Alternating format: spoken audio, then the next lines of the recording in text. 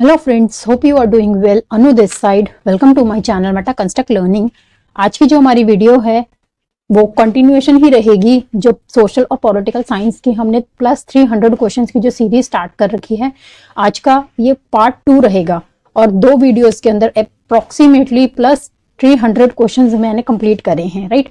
और अगर आपने पार्ट 1 नहीं देखा है तो पहले वो देख लीजिए, क्योंकि उसके अंदर मैंने थोड़ा सा आपको समझा भी रखा है क्विक रिकैप की तरह, तो वो काफी ईजी रहेगा आपको क्वेश्चंस अटेम्प्ट करने के लिए। और अगर आपको मेरा एफर्ट अच्छा लगता है तो काइंडली सब्सक्राइब कीजिए और सपोर्ट कीजिए चैनल को, ठीक है। हम क्वेश्चन अब स्टार्ट करते हैं। Which of the following words were originally used to describe India in the preamble to the Constitution 1949? निम्नलिखित में से किन शब्दों का 1949 में संविधान की प्रस्तावना में भारत को संबोधित करने के लिए उपयोग किया गया था? हम सभी को पता है प्रीएम्बल जब लिखा गया था, जिसके अंदर बेसिक वैल्यूज जो हमारे कॉन्स्टिट्यूशन में रहेंगी, चाहे वो सोवरेनिटी हो, सोशलिस्ट हो, डेमोक्रेटिक हो, ये सारी मेंशन थी, ठीक है। अब ये कह रहा है कि 1949 के टाइम पे क्या मेंशन था प्रस्तावना में। तो जब हमने, क्योंकि ऑलरेडी हमारा कॉन्स्टिट्यूशन क्या है, ये बहुत ही लेंथी कॉन्स्टिट्यूशन है और उसके अंदर क्या होते रहते हैं, चेंजेस होते रहते हैं as per the need of the time. तो जो चेंजेस होते हैं उसको हम कहते हैं अमेंडमेंट। तो प्रीएम्बल में भी अमेंडमेंट हो सकते हैं। प्रीएम्बल में एक अमेंडमेंट हुआ था जो 42nd अमेंडमेंट था ना 1976 में, ठीक है। इस अमेंडमेंट में से 3 नए वर्ड्स प्रीएम्बल में जोड़े गए थे। आप SSI याद रख लीजिए, सोशलिस्ट, सेक्युलर और इंटेग्रिटी, ठीक है। अब इसमें क्या बताना है कि 49 में कौन से थे, इसका मतलब क्या है। अब देखिए, डेमोक्रेटिक जो था, लोकतांत्रिक, ये भी आपका जब फर्स्ट स्टार्टिंग में लिखा गया ये भी था। सोशलिस्ट या समाजवाद ये हमारा 42nd अमेंडमेंट में ऐड हुआ था, तो ये नहीं है। रिपब्लिक या गणतंत्र ये ऐड था, पहले ही था 1949 के टाइम पे। सोवरेन या प्रभु ये भी था। तो ACD ऑलरेडी मेंशन थे 1949 में। और एक चीज आपको और याद रखनी है कि जो 42nd अमेंडमेंट हुआ था ना, इस टाइम पे इतने सारे अमेंडमेंट्स हुए थे कॉन्स्टिट्यूशन के अंदर, तो इसको मिनी कॉन्स्टिट्यूशन या लघु संविधान भी कहते हैं 42nd अमेंडमेंट को। ये आपको ध्यान रखना है, ठीक है। इसका अगर याद नहीं रहता तो ऐसे याद रख लीजिए ISS करके ना, राइट। नेक्स्ट देखते हैं, why do social science pedagogy no longer use word civics while teaching at upper primary level? सामाजिक विज्ञान के शिक्षा शास्त्री अब उच्च प्राथमिक स्तर पर पढ़ाते वक्त नागरिक शास्त्र शब्द का प्रयोग क्यों नहीं करते हैं, ठीक है। ये मैंने पेडागोजी में भी बता रखा है कि सिविक्स का वर्ड क्यों यूज नहीं होता है, क्योंकि ऑलरेडी सिविक्स क्या है, ब्रिटिश करिकुलम द्वारा लाया गया एक सब्जेक्ट था, जिसके अंदर वो एक ऐसी मास लोगों को क्रिएट करना चाहते थे कि वो देखने में तो इंडियन हो मगर उनका जो टेस्ट और थिंकिंग हो ना वो ब्रिटिशर्स की हो, ठीक है। वो ब्रिटिशर्स का ऑर्डर माने, बिना कहे ओबीडियंट हो, ऐसी क्लास चाहते थे वो। तो इसीलिए एक स्पेशली सिविक्स करके वो एक सब्जेक्ट लाए थे, ठीक है। तो अब बट हमने इसको चेंज क्यों कर दिया है, ठीक है। सिविक्स से हम सोशल और पॉलिटिकल साइंस वर्ड क्यों यूज करते हैं, वो कह रहा है क्योंकि because civics grew out of certain colonial past and hence required to be change. नागरिक शास्त्र एक खास औपनिवेशिक अतीत से पनपा हुआ था, इसलिए इसे बदलने की जरूरत है। बिल्कुल ठीक है, ये भी मैंने आपको बताया ही है। It developed the critical outlook, इसने एक आलोचनात्मक दृष्टिकोण समाहित किया था। क्या सिविक्स वर्ड एक आलोचनात्मक दृष्टिकोण देता था, क्रिटिकल आउटलुक नहीं, क्योंकि सिविक्स तो एक ओबीडियंट क्लास बनाता था कि ना, जो ब्रिटिशर्स की हर बातों को माने, तो ये गलत होगा। It only describe government institution and program, यह केवल सहकारी संस्थाओं और कर्मचारी कार्यक्रमों का विवरण देने पर ही केंद्रित था। बिल्कुल सही था, जो सिविक्स था वो सिर्फ ऑर्डर्स मेंशन करता था कि ब्रिटिशर्स ने जो जो ऑर्डर दिए हैं, ठीक है। It limited the scope of this subject, इसने इस विषय के दायरे को संकुचित कर दिया था, ये भी करेक्ट है, ठीक है। तो इसके अंदर ACD करेक्ट जाएगा। Which of the following does not represent a primary source? इनमें से कौन सा प्राथमिक स्रोत का प्रतीक नहीं है? प्राइमरी सोर्सेज बार बार बता रखा है, प्राइमरी सोर्सेज होते हैं, सेकेंडरी सोर्सेज होते हैं। प्राइमरी सोर्सेज जो कि डायरेक्ट हमें किसी इन्फॉर्मर के थ्रू पता चलते हैं, जैसे कि अगर आप जनगणना वाले आते हैं आपके घरों में तो आप उनको डायरेक्ट इंफॉर्मेशन दे रहे हो, ठीक है। आपके रिकॉर्ड्स हो गए, आपकी मार्कशीट्स हो गई, आपके एजुकेशन के रिकॉर्ड्स हो गए, ये सारे क्या है, प्राइमरी सोर्सेज की तरह काम करते हैं। वही सेकेंडरी सोर्सेज क्या हो जाते हैं, किसी चीज का हम रिव्यू कर रहे हैं, ठीक है, ऑलरेडी कोई डाटा बना हुआ है उसको स्टडी करना, तो वो एक सेकेंडरी सोर्स हो जाता है, राइट। अब इसमें से बताना है कि कौन सा प्राइमरी सोर्स नहीं है, तो इसमें हमें बताना है कौन सा प्राइमरी सेकेंडरी सोर्स है, दैट मीन्स हमको ये बताना है द्वितीयक स्रोत है। Collection of daily weather records, मौसम की दैनिक जानकारियों का संग्रह, रिव्यू ऑफ इकोनॉमिक सर्वे, भारत के आर्थिक सर्वेक्षण की समीक्षा। देखो अब ये हम रिव्यू कर रहे हैं ना इकोनॉमिक सर्वे का, तो प्राइमरी सोर्स नहीं होगा, ये भी करेक्ट है। Registration of birth and death, जन्म और मृत्यु का पंजीकरण, ये सब तरीके के जन्म और मृत्यु का पंजीकरण हो गया, लैंड रिकॉर्ड्स हो गए, सारे प्राइमरी के अंदर आते हैं, तो ये भी गलत हो जाएगा, ठीक है। Replica of a dancing girl of a Harappa, Harappa की नृत्य करती हुई लड़की का प्रतिरूप।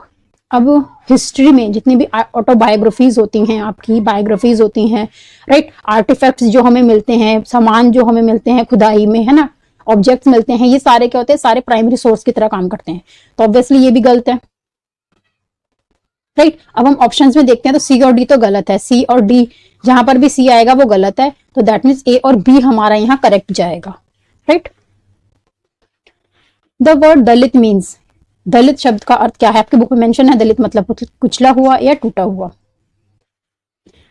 State of Assam, Nagaland, Mizoram, Arunachal Pradesh have a common high court at which of the following city, निम्नलिखित में से कौन से शहर में असम, नागालैंड, मिजोरम एवं अरुणाचल प्रदेश का साझा उच्च न्यायालय है। ये गुवाहाटी है इसका आंसर। मैंने आपको जैसे फर्स्ट पार्ट वाली जो वीडियो है उसके अंदर मैंने प्रॉपर करवा रखा है कि कौन कौन से हाई कोर्ट्स हैं, टोटल सुप्रीम कोर्ट 1 है, टोटल हाई कोर्ट 25 हैं, और कई हाई कोर्ट्स ऐसे हैं जो एक से ज्यादा स्टेट्स को देखते हैं, राइट। जैसे केरला हाई कोर्ट है, वो केरला और लक्षद्वीप को देखता है, अब एक इसके अंदर गुवाहाटी आ गया है, तो आपको वो वाले सारे याद रखने हैं, ठीक है। If a group of people prevent labours from other state from working in their state which fundamental right of the worker is violated, यदि कुछ लोगों को किसी अन्य प्रदेश के श्रमिकों को उनके प्रदेश में काम नहीं करने देते, तो इससे श्रमिकों के किस मौलिक अधिकार का उल्लंघन होता है। अच्छे से बता रखा है, बहुत एक केस भी आया था कि जब बिहार से लोग काम करने महाराष्ट्र की तरफ गए थे तो उन्हें वहां पे काम करने नहीं दिया गया था, तो ये ओपनली कौन से राइट का उल्लंघन करता है, राइट टू मूवमेंट का उल्लंघन करता है। राइट टू मूवमेंट किसके अंदर आता है, मैंने करवाया था राइट टू फ्रीडम के अंदर, जो आर्टिकल 19 के अंदर 6 राइट्स दे रखे हैं, उनमें से एक राइट टू मूवमेंट भी है, एक जगह से दूसरी जगह जाने का अधिकार, ठीक है। तो ये किसके अंदर आएगा, बेसिकली राइट टू फ्रीडम के अंदर,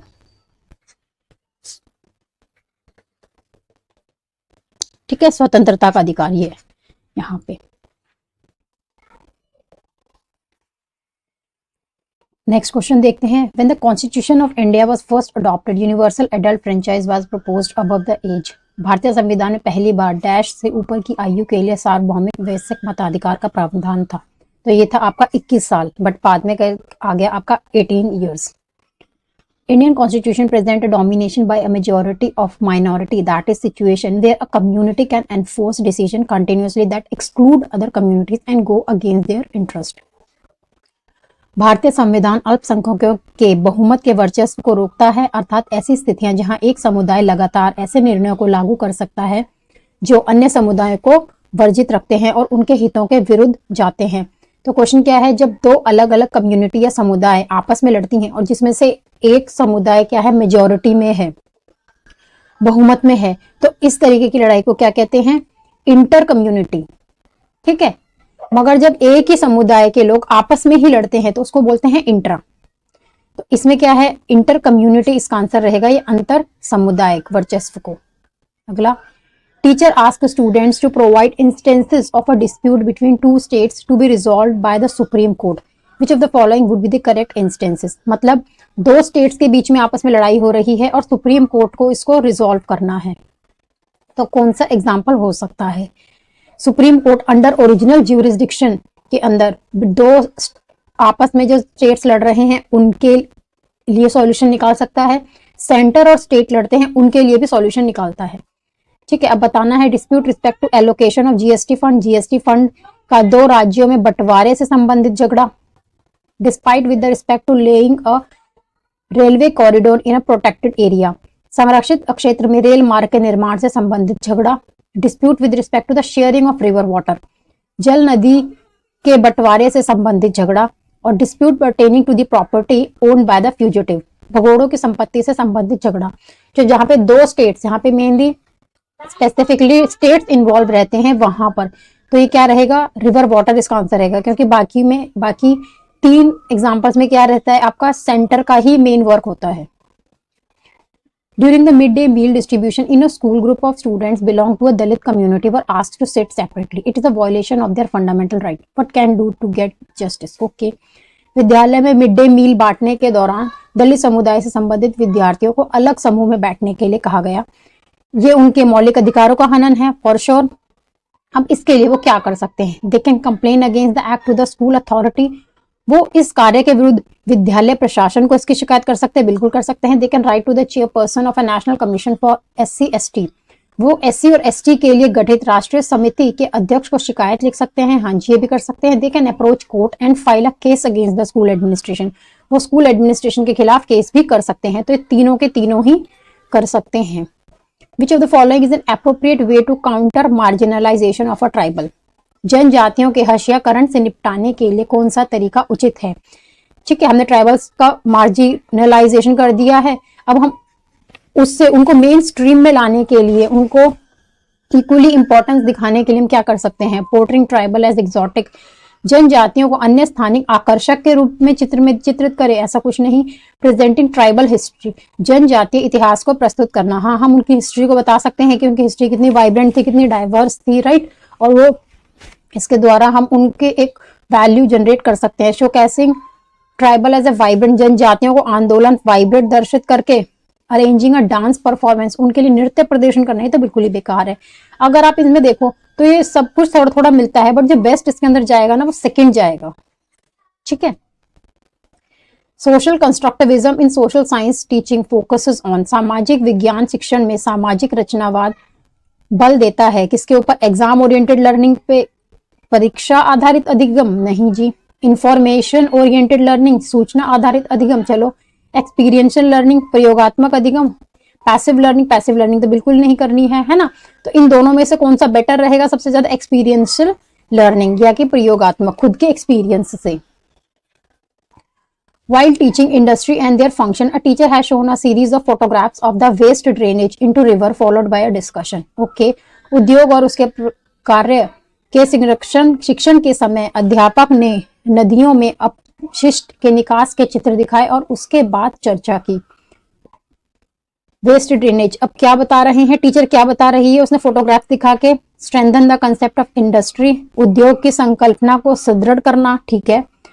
understanding the drainage system of factory, उद्योगों के निकास व्यवस्था को समझना। अंडरस्टैंडिंग वेस्ट मैनेजमेंट की तो बात ही नहीं करी है इसमें। अपशिष्ट के प्रबंधन को समझना। मेक सेंसिटिव टुवर्ड्स पॉल्यूशन, प्रदूषण के प्रति संवेदनशील बनाना, हाँ इन सब में कर सकते हैं। सिर्फ जो सी है वेस्ट मैनेजमेंट जैसा इसमें कुछ भी नहीं बोला गया है तो सी नहीं होगा, तो इसका आंसर ABD होगा। Suppose a student wants to study the impact of government scheme on livelihood, she may require, okay, मान लीजिए कोई विद्यार्थी है जो सरकारी योजनाओं के प्रभाव को बारे में अध्ययन करना चाहता है लोगों की जीविका पर, ठीक है, तो क्या करेगा, to collect only secondary data, क्या वो सेकेंडरी केवल द्वितीयक आंकड़ों को एकत्रित करेगा, नहीं, जहां पे भी ओनली आ जाता है ना ज्यादातर वो स्टेटमेंट्स गलत होती हैं, तो सिर्फ सेकेंडरी डाटा कलेक्ट नहीं करेगा। तो ऑप्शन देखो, चलो ठीक है आगे देखते हैं। Ability to use statistical tool, सांख्यिक औजारों का प्रयोग करने की योग्यता, उसको स्टैटिस्टिकल टूल्स का यूज करके वो कर सकता है। To gather the detail of the schemes, वो क्या करेगा, योजना की जानकारी को इकट्ठा करेगा, ठीक है, ये कर सकता है, ये भी करेक्ट है आपका। सी करेक्ट है। देखो सी किसमें है, यहाँ पे है और डी भी है, ठीक है, तो ए तो है नहीं, तो इसका मतलब BCD हमारा करेक्ट है। इसको हमने एलिमिनेशन मेथड से करा है, राइट। तो देखो इसमें देखो सी करेक्ट है ना, तो ये और ये होगा, ये मगर ए तो हो नहीं सकता, तो हमने ए वाला हटा दिया, डी दोनों में ही है, तो BCD हमारा जाएगा। Which of the following questions access the factual knowledge? निम्नलिखित प्रश्नों में से कौन सा तथ्यात्मक ज्ञान का आंकलन करते हैं, ओके। अब ये क्या कह रहा है कि जो आपके पास फैक्चुअल नॉलेज है ना उसको एसेस करता है, ठीक है, उसको एनालिसिस करता है, ठीक है। व्हाट इज काउंटर प्लकिंग, समोच्च जुताई क्या है, इसमें सीधे आपसे क्वेश्चन पूछा गया है कि क्या है ये, तो इसमें ये आपकी फैक्चुअल नॉलेज है, बट ये आपका एक्सेस नहीं कर रहा है, उसका एनालिसिस नहीं है, असेस नहीं है। How did last Mughal emperor live for the last 5 years? अंतिम मुगल बादशाह ने अपने जीवन के अंतिम वर्ष कैसे बिताए, जिए। ठीक है, तो आपके पास जो कुछ नॉलेज रही होगी इसके बारे में, उसका एसेस करके आपने कुछ अपना इंटरप्रिटेशन निकाला, तो हम इसको कंसिडर कर सकते हैं। How will the information historian get from old newspaper be different from that of find in police report? कहता इतिहासकार पुराने समाचार पत्रों से प्राप्त सूचनाओं को पुलिस रिपोर्ट में पाई गई सूचना से भिन्न क्यों पाते हैं? ये क्यों आ गया है? तो क्यों जो होता है फैक्चुअल नॉलेज इसमें नहीं होता है। ठीक है, इस तरीके के क्वेश्चन आ जाते हैं, तो यहाँ पर आपका फैक्चुअल नॉलेज कंसिडर नहीं की जाती। If you were a member of parliament list 2 types of question that you asked. यदि आप संसद के सदस्य होते तो ऐसे 2 प्रश्नों की सूची बनाएं जो आप पूछ सकते थे। ठीक है, आप कुछ फैक्ट्स पूछने चाह रहे हो, ये दोनों आपके करेक्ट जाएंगे। Consider the following statement with respect to diversity. विविधता के संदर्भ में इन वक्तव्यों पर विचार करें। Diversity is a source of strength for India. विविधता भारत की शक्ति का एक स्रोत है, बिल्कुल सही है। There is a unity in diversity, हाँ जी, ये तो बिल्कुल ही सही है, भारत की विविधता में एकता है। Diversity can also be a source of discrimination, yes, जो डाइवर्सिटी है इसकी वजह से डिस्क्रिमिनेशन भी होती है। Historical and geographical factor contribute to diversity. भौगोलिक और ऐतिहासिक कार्य विविधता लाते हैं, ये बिल्कुल ठीक है। ठीक है, हम ये तो बहुत खुश हो जाते हैं कि भाई एक हमारी क्लास में एक लद्दाख से पर्सन है और एक साउथ इंडिया से पर्सन है, डाइवर्सिटी है। मगर कई बार क्या होता है कि जो मेजॉरिटी क्लास के स्टूडेंट्स होते हैं वो क्या करते हैं, उनको आउटलाइन कर देते हैं, कॉर्नर कर देते हैं, है ना। तो इस तरीके से वो डिस्क्रिमिनेट भी फील कर सकते हैं। ठीक है, डिस्क्रिमिनेशन रिलीजन के बेसिस पे भी हो सकता है। तो यस, डाइवर्सिटी की वजह से आपका डिस्क्रिमिनेशन भी होता है। तो all 4 are correct. If you are selected as a president of India, which of the following decision can you make? यदि आप भारत के राष्ट्रपति के रूप में चुने जाते हैं तो आप निम्नलिखित में से कौन सा निर्णय ले सकते हो? ओके, तो मेन कह रहा है प्रेसिडेंट के पास पावर क्या होती है। तो सबसे इंपॉर्टेंट जो प्रेसिडेंट की पावर होती है ना, हेड ऑफ द स्टेट कौन होता है? प्रेसिडेंट। और दूसरा जो फांसी होती है ना, फांसी की सजा माफ करने का अधिकार सिर्फ प्रेसिडेंट को होता है इंडिया में। ओके, अब क्वेश्चन देखते हैं। चलो, ऑप्शंस भी क्या पूछे हैं। Select the person you like as a prime minister. उस व्यक्ति का चयन कर सकते हैं जिसको आप प्रधानमंत्री के रूप में पसंद करते हैं। नहीं, ऐसा कुछ नहीं है। प्रधानमंत्री का चुनाव जो उनके काउंसिल ऑफ मिनिस्टर्स बन के आते हैं ना, कैबिनेट, वो चुनते हैं, कैबिनेट मिनिस्टर्स, वो के उनके थ्रू प्राइम मिनिस्टर चुना जाता है। Dismiss prime minister who has a majority इन लोकसभा। लोकसभा में बहुमत वाले प्रधानमंत्री को बर्खास्त कर सकते हैं? नहीं। ठीक है। Ask for the recommendation of a bill passed by both the houses. दोनों सदनों द्वारा पारित विधेयक पर पुनर्विचार के लिए कह सकते हैं। हाँ, अगर जैसे कोई बिल है, आपका बिल क्या होता है? बिल जब कोई भी आप कोई इंप्रूवमेंट करनी है, ठीक है, तो उससे क्या होता है, उसको एक बिल के रूप में पेश किया जाता है। काउंसिल ऑफ स्टेट्स के पास जाएगा और हाउस ऑफ पीपल के पास जाएगा, दोनों की तरफ से पास हो जाएगा। तो उसको प्रेसिडेंट को साइन के लिए, परमानेंट करने के लिए, ठीक है, भेजा जाता है। तो प्रेसिडेंट क्या करता है कि वापस उनको रिकंसिडर करने के लिए उस बिल को भेज देता है, क्योंकि कोई भी बिल एक्ट में तभी बनता है जब उसमें प्रेसिडेंट के सिग्नेचर्स होते हैं। तो यस, ये कर सकता है, रिकमेंडेशन के लिए भेज सकता है। Nominate the leader of your choice to the council of ministers. नहीं, ठीक है, तो सिर्फ थर्ड कर सकता है। Which of the following statement is correct about the sedition act. ठीक है, सेडिशन एक्ट क्या है? सिंपल सा सेडिशन एक्ट है। इसके बाद एक जो राउलेट एक्ट भी था 1918 के आसपास का, है ना, जिसमें सैफुद्दीन किचलू थे और एक और जने थे। तो ये एक्ट बेसिकली थे क्या कि विदाउट ट्रायल आप किसी को भी अरेस्ट कर सकते हो। बेसिकली सेडिशन एक्ट ये था। ठीक है, अब act ensure that any person protesting और criticising the British government could be arrested without trial. देखो, यही आ गया। इस अधिनियम द्वारा सुनिश्चित किया गया कि अगर कोई भी व्यक्ति ब्रिटिश सरकार का विरोध या आलोचना करता है, उसे मुकदमा चलाए बिना ही गिरफ्तार कर लिया जाएगा। ठीक है, तो आंसर तो यही है, बाकी देख लेते हैं। Act ensured greater equality and justice. क्या एक्ट ग्रेटर, इस अधिनियम में ब्रिटिश राज ने भारतीयों के लिए बृहद समानता और न्याय सुनिश्चित किया था? नहीं, ऐसा कुछ नहीं है। Act ensured that the Indian legal professionals are respected to the colonial court. इस अधिनियम ने औपनिवेशिक अदालतों में भारत के कानून विशेषज्ञों के सम्मान को सुनिश्चित किया था? बिल्कुल भी नहीं। The act ensured right to the Indian nationalists to protest against the colonial governance. इस अधिनियम ने औपनिवेशिक शासन के विरुद्ध भारतीय राष्ट्रवादियों के विरोध के अधिकार को सुनिश्चित किया था? नहीं जी। ठीक है, तो सेडिशन एक्ट याद रखना, रोलेट एक्ट याद रखना आप।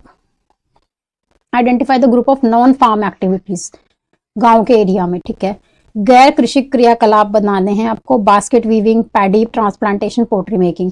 तो नॉन फार्म एक्टिविटीज करनी है ना, तो पैडी वाले ये इसमें तो आ गया धान रोपण, चावल का रोपण करते हैं, तो आपका फार्म एक्टिविटी आ गई, गलत है। पोल्ट्री मेकिंग, वीडिंग, खरपतवार निराई, जब खरपतवार निकालते हैं ना, जो खराब पेड़ पौधे उग जाते हैं आपकी खेती के साथ साथ, उनको निकालना, तो ये भी गलत है, ये भी नहीं आएगा।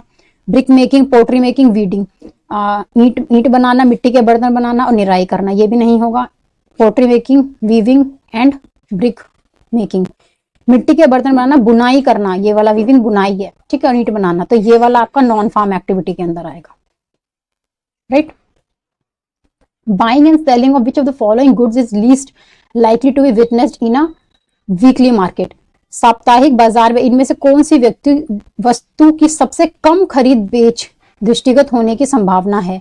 क्वेश्चन क्या कह रहा है, इसमें वो बोलना है कि वीकली मार्केट में वो सामान मिल ही नहीं सकता, ठीक है, वो क्वेश्चन पूछ रहा है इसके अंदर। ये नहीं पूछ रहा कि कौन सा सामान मिल सकता है, वो कह रहा है कि ऐसा हो ही नहीं सकता कि आपको वीकली मार्केट में मिल जाए, ठीक है, तो हमको वो बताना है। तो अब इसमें सबसे पहले देखो, laptop covers and mobile chargers, ये आपको वीकली मार्केट में मिल सकते हैं। Car engine and wheel, fridge covers, T pot set, ये तो आराम से वीकली मार्केट में मिलते हैं, ठीक है, फ्रिज कवर या चाय बर्तन के सेट। नेल कटर, कॉस्मेटिक, नाखून काटने वाले श्रृंगार का सामान, ये भी वीकली मार्केट में मिलता है। इन दो में देखो, laptop cover, mobile charger, mobile का चार्जर भी मिल जाएगा, मगर जो कार का इंजन और व्हील है ना, ये आपको वीकली मार्केट में नहीं मिलेगा, तो इसका आंसर ये है, ठीक है, ये ध्यान रखना है। It is disgraceful to live at a cost of one's self-respect. Self-respect is the most vital factor in life. Without it, man is a cipher. To live worthily with this self-respect, one has to overcome difficulties. It is out of hard and ceaseless struggle alone that one derives strength, confidence, and recognition. Who said that? अपने आत्मसम्मान को दाव पर लगाकर जीवित रहना अशोभनीय है। ये आप जिसको नहीं भी पता होगा ना, वो इन लाइनों को समझ के समझ आ जाएगा कि किसने बोला होगा। आत्मसम्मान जीवन का सबसे जरूरी हिस्सा है, इसके बिना व्यक्ति नग्न है। आत्मसम्मान के साथ जीवन बिताने के लिए व्यक्ति को कठिनाइयों पर विजय प्राप्त करनी होती है। केवल कठिन और निरंतर संघर्ष से ही व्यक्ति बल, विश्वास और मान्यता प्राप्त कर सकता है। इतनी कॉन्फिडेंट वाली लाइंस डॉक्टर BR अंबेडकर ही बोल सकते हैं, ठीक है, जिनको मॉडर्न इंडिया का मनु भी बोलते हैं। जैसे मनुस्मृति होती है ना, जिन्होंने रूल्स लिखे थे, वैसे मॉडर्न इंडिया का मनु कहते हैं, ठीक है। और आर्किटेक्ट ऑफ इंडियन कॉन्स्टिट्यूशन, इनको भी कहते हैं। अगला, which would be the best example to challenge student stereotype regarding the gender and occupation. Okay, छात्रों में लैंगिक एंड व्यवसाय आधारित रूढ़िवादिता को चुनौती देने के लिए कौन सा उदाहरण सर्वाधिक उत्तम है, ठीक है। हमको जेंडर जो स्टीरियोटाइपिंग है उसको किल करता हुआ ऐसा कौन सा एग्जाम्पल है कि आप सोचो, देखो जैसे मेल पेस्ट्री शेफ, केक बनाने वाला पुरुष शेफ, ठीक है, होते हैं। मेल स्पेस साइंटिस्ट, पुरुष अंतरिक्ष यात्री, ये भी इजीली मिल जाएगा। मेल भरतनाट्यम सिंगर, ज्यादातर क्या होता है, हम नॉर्मली फीमेल को ही हमारे परसेप्शन में आता है जब हम भरतनाट्यम डांसर की बात करते हैं, बट मेल आ जाता है तो क्या है, एक स्टीरियोटाइप को चैलेंज कर रहा है, राइट। तो यही आंसर जाएगा इसका। और प्लेबैक सिंगर तो खैर हो ही सकता है कोई। ब्रेकिंग अ लॉ और breach infringement of a fundamental right is an act of, मौलिक अधिकारों के कानून तोड़ना या भंग करना क्या है, ऑब्वियसली क्या है, वायलेशन है, उल्लंघन है। Which of the following example can be best use to discuss the concept of universal adult franchise. Okay, ठीक है। अब कक्षा में सार्वभौमिक वयस्क मताधिकार के सिद्धांत के अध्यापन के लिए कौन सा उदाहरण उपयुक्त है। मुजलेहा 19 years की एज कास्टिंग और vote in the assembly election. Mujleha 19 साल की विधानसभा चुनाव में मतदान कर रही है। हाँ, ये भी कर सकते हैं क्योंकि एडल्ट आपकी जो फ्रेंचाइज है वो 18 साल की होती है। Anna 31 year is casting her vote in the Lok Sabha election. Anna 31 साल की लोकसभा चुनाव में मतदान कर रही है, ये भी करेक्ट जाएगा। जसप्रीत जो कि 17 साल का है, is casting is vote in the election school council. Jaspreet 17 साल का है, विद्यालय परिषद के चुनाव में मतदान कर रहा है नहीं, है ना, तो इसमें सिर्फ A और B जाएगा। Which constitutional authority examine a dispute between the centre and the state on exercise over respective power. अब यही बताना है कौन सा संवैधानिक प्राधिकरण केंद्र एवं राज्यों के बीच इसकी संबंधित शक्तियों को लेकर विवादों का परीक्षण करता है। तो ऑब्वियसली कौन है, सुप्रीम कोर्ट जाएगा, सर्वोच्च न्यायालय। बाकी इसके अंदर प्रेसिडेंट सबको पता है कौन होता है, एक होता है कंट्रोलर ऑडिटर जनरल, कैग।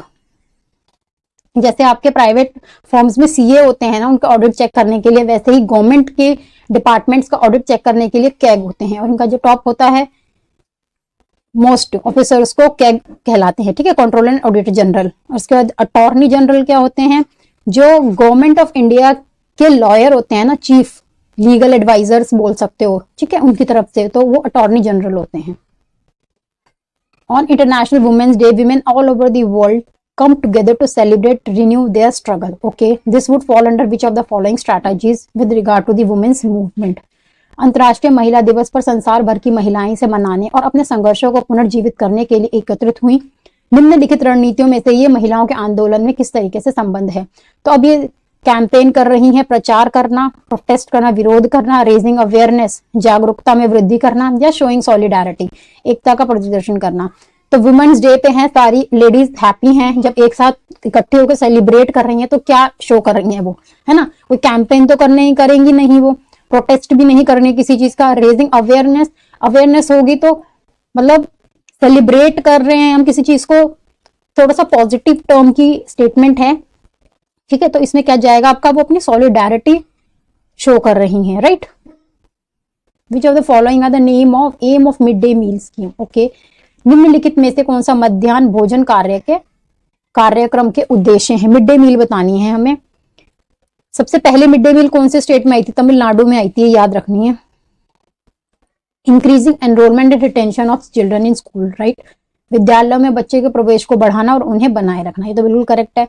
री enforcing caste prejudice among the school children, विद्यार्थियों के बीच जातिगत पूर्व ग्रहों को प्रबलित करना, नहीं जी, बिल्कुल भी नहीं। एक प्रेजुडिस आपको ध्यान रखना है, ये क्या होता है, जातिगत पूर्वाग्रहों के बारे में। इसका मतलब है, प्रेजुडाइज का मतलब होता है कि जब हम पहले से ही सामने वाले के लिए बिना अपने एक्सपीरियंस के, बिना किसी एक्सपीरियंस के कोई एक नेगेटिव परसेप्शन बना लेते हैं, राइट। जैसे कि गांव वाले लोगों कहते हैं कि जो शहर में लोग रहते हैं ना, उनमें वो सिर्फ पैसे के पीछे भागते हैं, एक कॉमन परसेप्शन है, तो प्रेजुडाइज बना लिया है, ठीक है, कि पर्टिकुलर कैटेगरी के लोग हैं, सफाई से नहीं रहते, वो उनके साथ रहे नहीं है, उनके से कोई कांटेक्ट नहीं है, बट फिर भी वो क्या बना लेते हैं, धारणा बना लेना, अवधारणा बना लेना, और वो भी किसमें, नेगेटिव सेंस में, उसको हम कहते हैं prejudice, right. Reducing hunger and increase concentration in studies, बच्चों में भूख की समस्या को कम करके उनकी पढ़ाई में एकाग्रता बढ़ाना, बिल्कुल करेक्ट होगा। Decreasing malnutrition level prevailing among children, बच्चों में कुपोषण के स्तर को कम करना, ये बिल्कुल सही है, सिर्फ बी नहीं होगा। Who coined the phrase unity in diversity, Bharat के वर्णन करने की विविधता में एकता किसने बताई थी? Jawaharlal Nehru. Historical and geographical factor influence diversity of a region, ये बिल्कुल करेक्ट है। In this context which of the following pair is most contrasting condition? Okay, किसी एक क्षेत्र की विविधता को ऐतिहासिक और भौगोलिक कारक प्रभावित करते हैं, बिल्कुल सही है। इस कथन के संदर्भ में निम्न में से कौन सा युग्म असंगत है? ठीक है, अब इसमें क्या बता रहा है, ये कोई भी डायवर्सिटी है, इतनी विविधता है, तो हिस्टोरिकल और ज्योग्राफिकल फैक्टर अफेक्ट करते हैं, ठीक है। अब इसमें बोल रहा है कि कौन सा इसमें से मैच नहीं करता है, लीस्ट, जैसे Jodhpur and Jaisalmer, Gwalior and Jhansi, Lahaul and Lucknow, Darjeeling and Kalimpong. अब इसमें देखो कौन सा बिल्कुल अलग होगा, ठीक है, कॉन्ट्रास्टिंग कंडीशंस बता रहा है इसके अंदर, तो यही बता रहा है, Lucknow, Lahaul and Lucknow, right. The fundamental features of an inclusive social science classroom, समावेशी सामाजिक विज्ञान कक्षा की मूलभूत विशेषता क्या है? Special provision for the education of exceptional children, असाधारण शिक्षार्थियों की शिक्षा के लिए विशेष प्रावधान नहीं है, ऐसा कुछ भी नहीं है, ठीक है। एनरोलमेंट ऑफ ऑल चिल्ड्रन, सभी बच्चों का नामांकन, चलो आगे देखते हैं। Activities that meet the needs of mostly average children, ये क्या करे, ऐसी ही गतिविधियां जो ज्यादातर औसत बच्चों की आवश्यकता हो पूरा करे, बिल्कुल नहीं। Use of expensive teaching learning material, महंगी शिक्षण अधिगम सामग्री, बिल्कुल नहीं, तो यही बचता है हमारा, है ना, यही जाएगा। Parliament does not include, okay, parliament के अंदर क्या क्या होते हैं इंडिया के अंदर? प्रेसिडेंट होता है, काउंसिल ऑफ स्टेट्स होती हैं, काउंसिल ऑफ स्टेट्स मतलब राज्यसभा, और हाउस ऑफ पीपल होता है, हाउस ऑफ पीपल मतलब लोकसभा। और इसमें से कौन सी डाइल्यूट नहीं होती? जो काउंसिल ऑफ स्टेट है वो कभी डाइल्यूट नहीं होती। इसमें क्या होता है कि मेंबर्स हर साल एक पोर्शन ऑफ मेंबर्स क्या होता है, रिटायर होते रहते हैं, ठीक है। जो हाउस ऑफ पीपल होती है ये अपने कार्यकाल खत्म होने के बाद, लोकसभा होती है 5 साल के बाद ये डाइल्यूट हो जाती है, फिर दोबारा नहीं बनती है, ठीक है। तो कौन सी डाइल्यूट नहीं होती है, खत्म नहीं होती, सिर्फ इसमें मेंबर्स चेंज होते रहते हैं, वो क्या है, council of states, Rajya Sabha, right. अब डज नॉट इंक्लूड कह रहा है ना ये, तो डज नॉट इंक्लूड में क्या आएगा आपका, प्रेसिडेंट, लोकसभा, राज्यसभा, विधान परिषद, ये विधान परिषद इसके अंदर आएगा, ठीक है। जैसे यहाँ पे आता है, ये आपका किसके अंदर है, पार्लियामेंट के अंदर है। ऐसे ही वहां पे स्टेट में होती है आपकी, है ना, विधान परिषद होती है, विधानसभा होती है, और क्या होता है, गवर्नर होता है वहां पर, right. Okay, which of the following pairly matched correctly, अच्छा करेक्ट मैच बताना है इसका हमें। Hindu succession amendment act 2005, women's property right. Hindu उत्तराधिकारी संशोधन कानून 2005, महिला संपत्ति अधिकार, ये ठीक है। पंचायती राज, लोकल सेल्फ गवर्नेंस, ये भी बिल्कुल ठीक है, क्योंकि डायरेक्ट डेमोक्रेसी में बार बार बोल रही थी ना लोकल सेल्फ गवर्नेंस, क्योंकि इसके अंदर क्या होता है, जो ग्राम सभा के जितने भी, ग्राम सभा के अंदर कौन कौन मेंबर होते हैं, जितने भी एडल्ट मेंबर होते हैं किसी भी गांव के, वो ग्राम सभा के मेंबर्स होते हैं, ठीक है। और उनका डिसीजन कौन लेते हैं, ग्राम सभा के मेंबर्स ही आपस में सहमति के साथ किसी भी कार्य को करने के लिए डिसीजन लेते हैं, ठीक है। Protection of women from domestic violence act 2005, fundamental rights, ठीक है। तो तीनों ही सही हैं। अगला देखते हैं, correct sequence of the stage cotton crop transformation. Okay, cotton crop बनाने हैं, किस तरीके से होता है, सबसे पहले हार्वेस्ट, गिनिंग, स्पिनिंग, वीविंग, कटाई, ओटन, कटाई, बुनाई, गिनिंग, स्पिनिंग, वीविंग, हार्वेस्टिंग, ठीक है। ये वाला आप क्वेश्चन खुद कर लेना, ये मैं नहीं करवा रही, इजी है। Teacher is discussing about the terrace farming practice in the state of Nagaland. Terrace farming बता रही है नागालैंड। टेरेस फार्मिंग क्या होती है कि जो हिल एरियाज होते हैं उनको इस तरीके से स्लोप काट दिया जाता है ना, ऐसे करके इस तरीके से बनाए जाते हैं हिल्स में। विच ऑफ द किसी कम्युनिटी के बारे में बात कर रहे हैं, ठीक है। तो ये आपकी बुक में ही मेंशन है, मैं इसमें कुछ ज्यादा नहीं कर रही। Consider the following statement, choose the correct option. A government can call itself a democratic even without allowing universal adult franchise. Some democratic government are representative democracies where people do not participate directly but choose their representative through an election process. ठीक है, क्या हम कोई भी government खुद को democratic कह सकती है जब तक कि उसने लोगों को चुनाव लड़ने का ही मौका नहीं दिया है, चुनाव है ना, इलेक्शन जब राइट टू वोट है ही नहीं तो कोई कंट्री खुद को डेमोक्रेटिक नहीं कह सकती, राइट। तो ये स्टेटमेंट आपका गलत है। दूसरा क्या है, दूसरा बिल्कुल सही है। क्या कह रहे हैं, जैसे इंडिया के अंदर क्या है कि हम डायरेक्ट रूल नहीं करते हैं, हम थ्रू रिप्रेजेंटेटिव डेमोक्रेसी में रहते हैं, हम थ्रू वोटिंग अपना एक रिप्रेजेंटेटिव चुनते हैं और वो हमारे लिए निर्णय लेता है, ठीक है, हमारे बिहाफ पर निर्णय लेता है पार्लियामेंट में, परिषद में, राइट। तो इसमें ए रॉन्ग होगा, बी करेक्ट होगा। एक 27 साल की लक्ष्मी है, poor tribal family has begin to change things. Okay, she is the first women engine driver from the northern railways. She overcome many hardship, studied hard to get a diploma in electronics. She rode motorcycle at a polytechnic and decided to become a engine driver. She is mostly definitely. एक आदिवासी परिवार के 27 वर्ष की लक्ष्मी ने बदलाव की शुरुआत की। वह उत्तर रेलवे की पहली महिला ड्राइवर है। उसने कई कठिनाइयों को पार किया और इलेक्ट्रॉनिक्स में डिप्लोमा हासिल करके कड़ी मेहनत की। उसने पॉलिटेक्निक में मोटरसाइकिल की सवारी की और ड्राइवर इंजन बनने का फैसला किया। वे निश्चित रूप से अब क्या कर रही है, वो ब्रेकिंग कर रही है, स्टीरियोटाइप बिल्कुल सही है, मेन तो यही कर रही है वो। विनिंग लॉरियल पुरस्कार जीत रही है, ऐसा कुछ नहीं है। सपोर्टिंग हर फैमिली, ठीक है, अपने परिवार को भी वो सहारा दे रही है। डूइंग अ मेन्स वर्क, पुरुषों का कार्य कर रही है, नहीं ये भी नहीं है, ये भी नहीं है।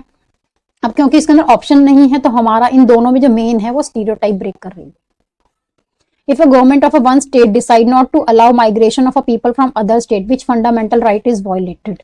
दोबारा आ गया। अगर एक राज्य सरकार ये निर्णय करती है कि दूसरे राज्यों से लोगों को प्रवास को अनुमति नहीं देगी तो किस मौलिक अधिकार का उल्लंघन कर रही है? राइट टू फ्रीडम, ठीक है, आर्टिकल 19, क्योंकि यहाँ पे एक जगह से दूसरी जगह के मूवमेंट को रिस्ट्रिक्ट किया जा रहा है, right.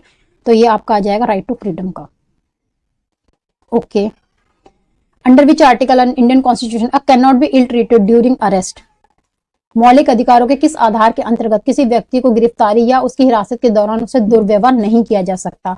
This comes under article 22, right. Article 21 क्या कहता है, राइट टू लाइफ है, और 21A आपका राइट टू एजुकेशन आ जाता है एलिमेंट्री स्कूल पे, 86th कॉन्स्टिट्यूशन अमेंडमेंट के अंदर आया था।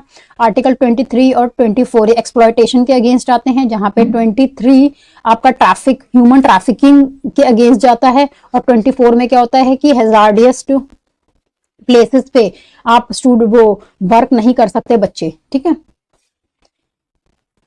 Judiciary in India has a power to invalidate rule particularly law passed by the parliament. What is this power called, ठीक है। भारत में न्यायपालिका के पास संसद द्वारा पारित किए गए कानूनों को खारिज करने का अधिकार है। इस अधिकार को क्या कहते हैं, ठीक है। वही मैंने क्या बताया था, डेमोक्रेसी के 4 पिलर्स होते हैं, राइट। पार्लियामेंट के इसके अंदर क्या क्या होते हैं आपके, जुडिशरी, ठीक है, एडमिनिस्ट्रेटिव पावर, पार्लियामेंट और मीडिया। तो अगर पार्लियामेंट कोई लॉ बना रही है और अगर जुडिशरी को लगता है कि ये सही नहीं है, तो जुडिशरी क्या करती है, उस लॉ को नल एंड वॉइड कर देती है, ठीक है। जैसे कोलेजियम सिस्टम आया था, उसको जो जुडिशरी है उन्होंने नल एंड वॉइड बता दिया था। तो ये किस तरीके, क्या चीज है ये, इस पूरे प्रोसेस को कहते हैं judicial review, right. Constitutional amendment, judicial review, न्यायिक समीक्षा। कॉन्स्टिट्यूशनल अमेंडमेंट मैंने बता दिया है कि जितने भी जो भी हमारे आर्टिकल्स हैं उनमें क्या होता है, चेंजेस करते हैं, क्योंकि वो कुछ आर्टिकल्स क्या हैं, ऑलरेडी मेंशन हमारे कॉन्स्टिट्यूशन में लिखे गए हैं, तो उनमें कुछ चेंजेस किए जाते हैं, तो उनको हम कॉन्स्टिट्यूशनल अमेंडमेंट कहते हैं या संवैधानिक संशोधन कहते हैं। नो कॉन्फिडेंस मोशन क्या होता है, नो कॉन्फिडेंस मोशन अविश्वास प्रस्ताव क्या होता है, जो अपोजिशन पार्टी होती है ना पार्लियामेंट में, वो लेकर आती है कि हमें सामने वाली जो हमारी जो सरकार, रूलिंग गवर्नमेंट है ना, उस पर हमें विश्वास नहीं है, ठीक है। तो अगर ये नो मोशन कॉन्फिडेंस पास हो जाता है, तो जो ऑलरेडी रूलिंग पार्टी होती है उसको क्या करना पड़ता है, सरेंडर करना पड़ता है, ठीक है। इस तरीके से जुडिशियल एक्टिविज्म, ये भी एक वर्क है कि कई बार क्या होता है कि जुडिशरी होती है खुद एक्टिवली रोल प्ले करती है, ठीक है। अब तवा मत्स्य, fighting for the fishing rights of the people, ये तवा डैम कहां पे है, ये आपको बताना है। ये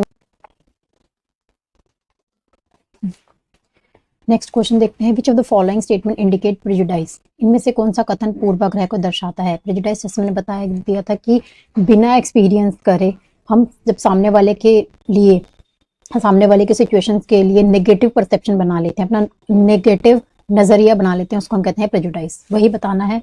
more of the 50% of the Indian live in village, 50% से अधिक भारतीय गाँव में रहते हैं। Living in a city is expensive, large part of people earn spent on rent and transport, शहरी जीवन खर्चीला है, लोगों की कमाई का बड़ा हिस्सा किराए और आवागमन पर खर्च होता है। During the harvest season people in village spend 12 to 14 hours working in the field, कटाई के दिनों में गांव के लोग 12 से 14 घंटे खेतों पर काम करते हैं। City people can not be trusted, they are cunning and corrupt, शहरी लोगों पर विश्वास नहीं किया जा सकता क्योंकि वे चालाक और भ्रष्ट होते हैं, ठीक है। तो ये एकदम सटीक एग्जाम्पल है आपका प्रेजुडाइज का। Which of the first state to introduce mid day meal, okay, Tamil Nadu. Nature of social curriculum is, social science curriculum का नेचर कैसा है, study of social isolation and disintegration, सामाजिक अलगाव और विघटन का अध्ययन, ये तो बिल्कुल नहीं हो सकता, इतना negative. Study of human relationship, okay, मानव संबंधों का अध्ययन। Study of human evolution scientifically, वैज्ञानिक रूप से मानव विकास का अध्ययन नहीं है, तो फिर बायोलॉजिकल से रिलेटेड आ जाएगा। Study of social and individual benefits, सामाजिक और व्यक्तिगत लाभों का अध्ययन नहीं जी, तो हमारा क्या बचता है इसके अंदर, स्टडी ऑफ ह्यूमन रिलेशनशिप। अगर किसी को क्वेश्चन नहीं भी आता हो तो भी आप एलिमिनेशन मेथड करके कर सकते हो। Which of the following aspect are explicitly stated in the right to education children to free and compulsory education act 2009 to formulate evolution procedure, okay. निम्नलिखित में से कौन से पहलू सुस्पष्ट रूप से मूल्यांकन प्रक्रियाओं को सूत्रबद्ध करने के लिए बच्चों हेतु निःशुल्क एवं अनिवार्य शिक्षा अधिनियम 2009 में उल्लेखित किए गए हैं, ठीक है। ये हमें बताना है।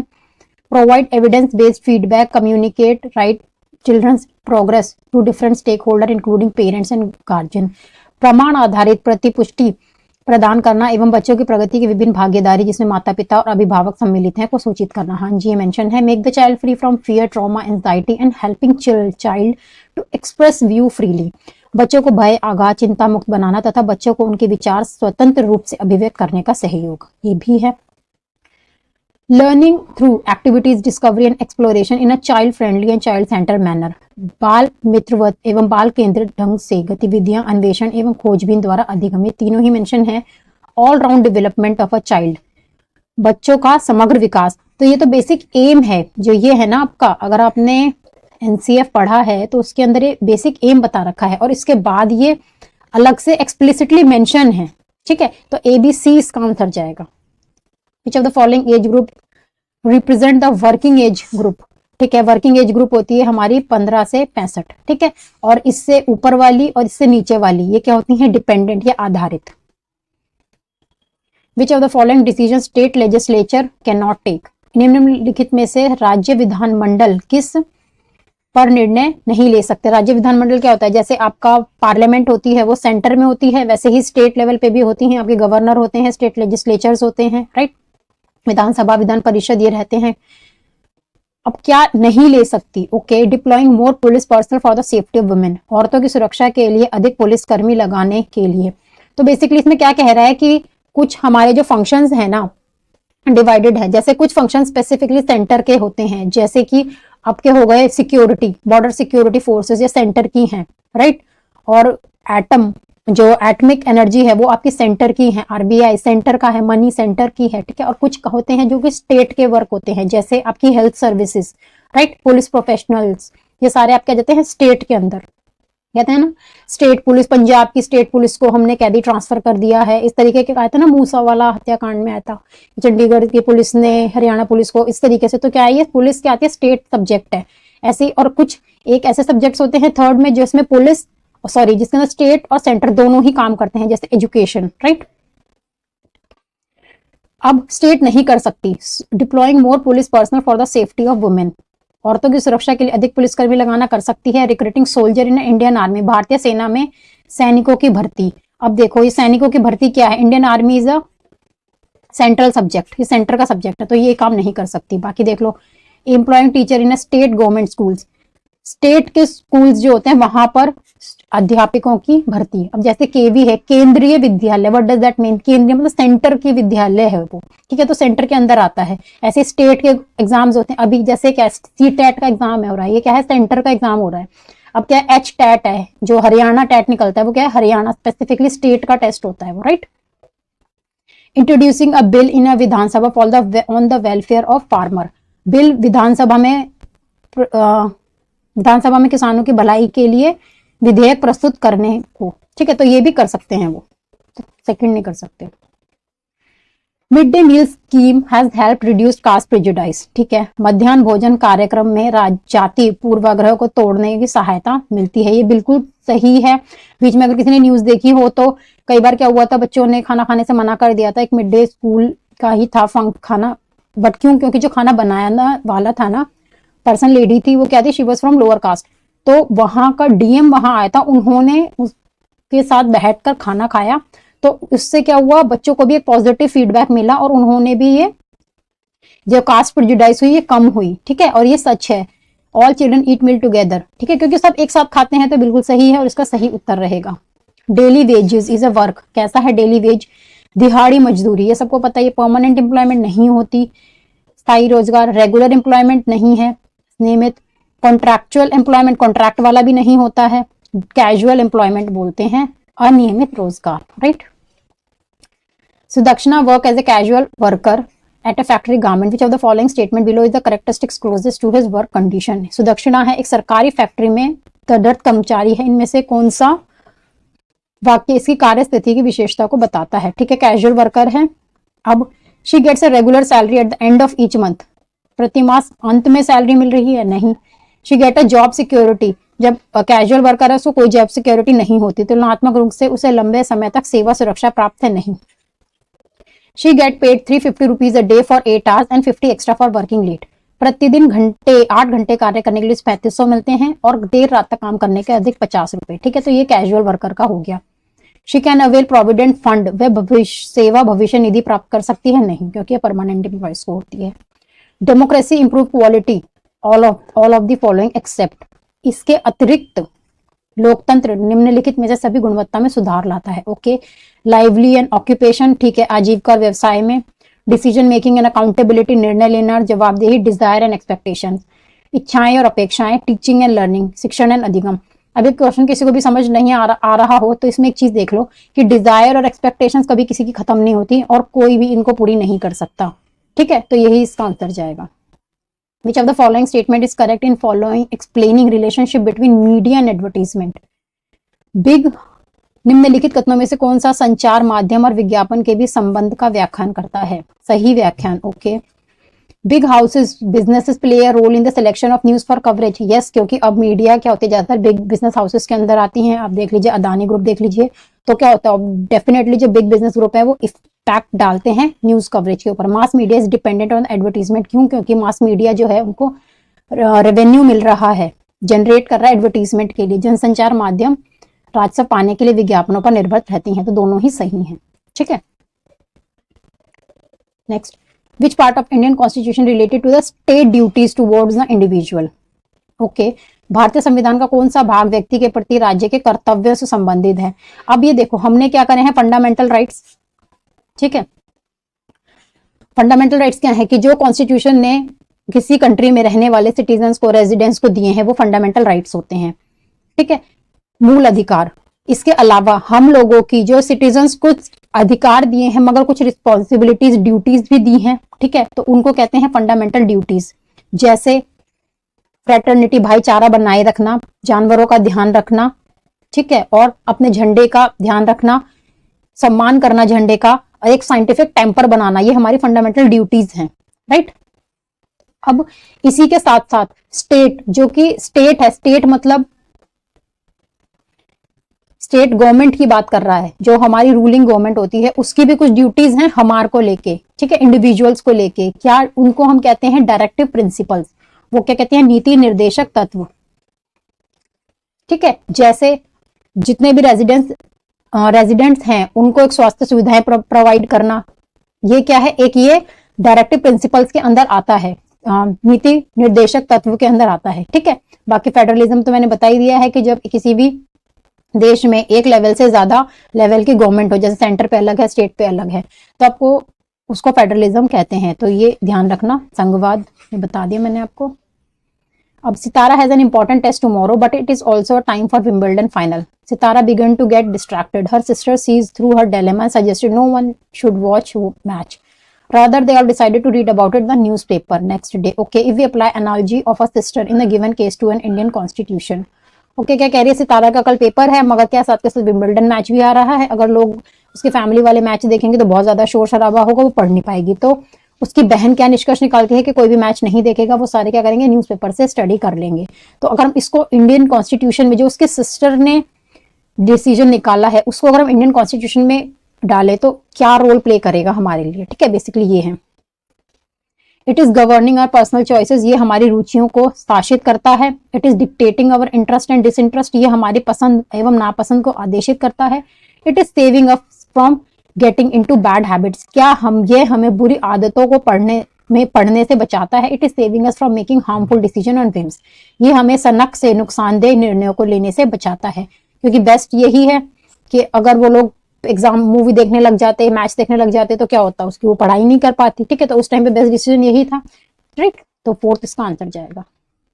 If a supreme court strike down particular law passed by the parliament with the judgment that is violation of fundamental right, this is called, वही है कि यदि सर्वोच्च न्यायालय अपने निर्णयों से संसद द्वारा पारित किए गए किसी कानून को मौलिक अधिकारों का उल्लंघन के आधार पर निरस्त करता है तो उसको क्या कहलाएंगे, ये बहुत बार बता दिया, जुडिशियल रिव्यू रहेगा ये।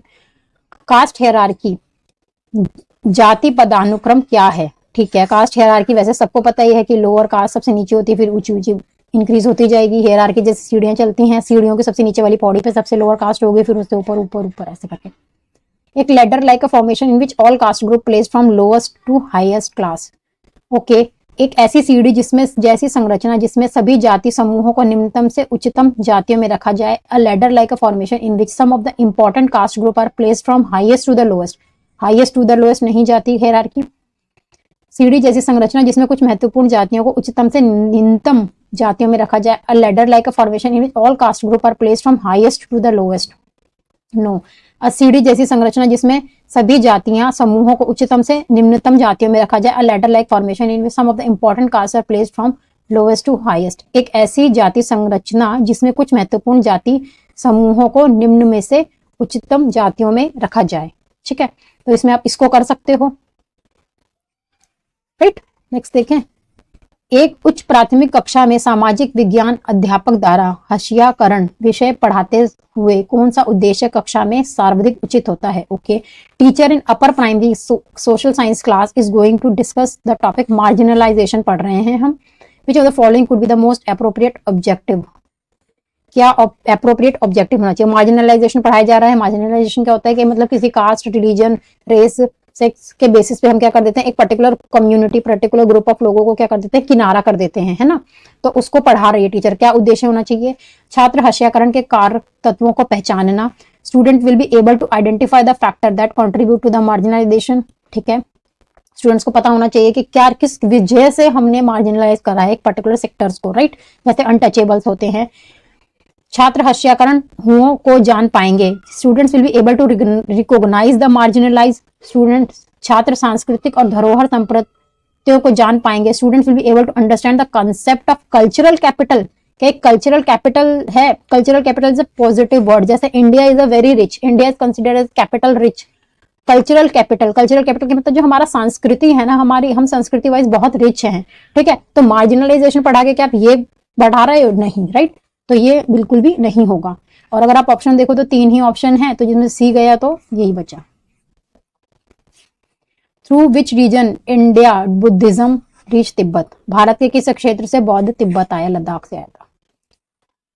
A declaration that no one language, religion, culture would be compulsory for all the people. Which value were constitution framers trying to promote? Okay, संविधान बनाने वालों ने उद्घोषणा करते हुए कहा कि भारत के लोगों के लिए किसी एक भी भाषा, धर्म या संस्कृति को मानना बाध्य नहीं होगा, है ना। जब हम एक भाषा को वैल्यू नहीं कर रहे हैं, इसका मतलब क्या है? हम विविधता की बात कर रहे हैं, हम डाइवर्सिटी की बात कर रहे हैं। Right, how many level of government? Bharat में कितने लेवल पे गवर्नमेंट होती है? सेंटर, स्टेट और पंचायत, 3 लेवल पे। Which of the following statement is correct about the voting rights of an Indian? Okay, Bharat के मताधिकारों के बारे में किनमें से कौन सा वक्तव्य सही है? वोटिंग राइट के बारे में बताना है। इंडिया हैड अ यूनिवर्सल एडेड franchise before independence as educated people could vote even then. भारत में सार्वभौमिक वयस्क मताधिकार स्वतंत्रता से पूर्व भी था, क्योंकि साक्षर वर्ग के लोग उस समय मतदान कर सकते थे। ओके, ठीक है। यूनिवर्सल फ्रेंचाइज, तो जब यूनिवर्सल एडल्ट फ्रेंचाइज भारत में उसके बाद ही आया, इंडिपेंडेंस के बाद, तो ये तो वैसे ही गलत हो जाता है। No Indians had a voting right in the colonial era. औपनिवेशिक भारत में किसी भी भारतीय के पास मताधिकार नहीं था? नहीं, ऐसा नहीं है, कुछ के पास था। Some Indians could vote in the colonial era but there was no universal advance franchise. कुछ भारतीयों के पास औपनिवेशिक भारत में मताधिकार थे, किंतु सार्वभौमिक वैश्विक मताधिकार नहीं था। ठीक है, ये वाली करेक्ट है। Right, Indian voted for the first time for the member of constituent assembly. भारतीयों ने सर्वप्रथम संविधान सभा के सदस्यों के लिए मतदान किया? नहीं, ऐसा कुछ नहीं है। हम यूनिवर्सल वोटिंग राइट्स के बारे में बात कर रहे हैं, हम इंडियंस की। ठीक है, तो थर्ड जाएगा इसका। The reason small workshop and factories employ worker on casual basis. Okay, क्या कारण है कि छोटी कार्यशाला कारखाने कामगारों को अस्थायी रूप में रखते हैं? क्यों रखते हैं? सिंपल सी बात है, तो उनकी रिस्पॉन्सिबिलिटी नहीं होती। अगर परमानेंट करेंगे तो उनका पीएफ देना पड़ेगा, 30 से ज्यादा महिलाएं ले ली तो क्रैच रखना पड़ेगा। ठीक है, उन सबसे उनको छुटकारा मिल जाता है। ओके, और काम भी क्या होता है उनका? ज्यादातर सीजनल वर्क होता है, तो अगर उनको परमानेंट रखने का कोई मतलब ही नहीं होता है ना। चलो, such workers does not require technical skills. इन कामों के लिए तकनीकी कौशल और योग्यता नहीं चाहिए। नहीं, ऐसा कुछ नहीं है। अभी हमने कॉटन वाले केस में क्या पढ़ा है, जो वीवर वाले केस है वो स्किल्ड होते हैं, टेक्निकल होते हैं वो, है ना। तो ऐसा नहीं है। It involve less responsibility on the part of employer. ये बिल्कुल सही है। इससे नियोक्ता पर कम दायित्व आता है, बिल्कुल ठीक है। It is a seasonal in nature and workers can be employed when ever required. ये कार्य मौसमी होते हैं, कामगार आवश्यकता पड़ने पर रखे जा सकते हैं। ये बी और सी करेक्ट है। कहाँ है बी और C? Which of the following is correct about farming? Okay, कृषि के विशेषण में सही बताना है। People work on land throughout the year either in on land और एम्प्लॉयड इन द अदर। लोग काम करते हैं या तो अपने खेतों पे या दूसरों के खेतों पे, ठीक है। Both man and women are engaged in agriculture activities. गांव में स्त्री पुरुष दोनों ही कृषि कार्य करते हैं। दोनों ही स्टेटमेंट ठीक है। While discussing a theme democracy in a class, you have to represent it as okay. कक्षा में प्रजातंत्र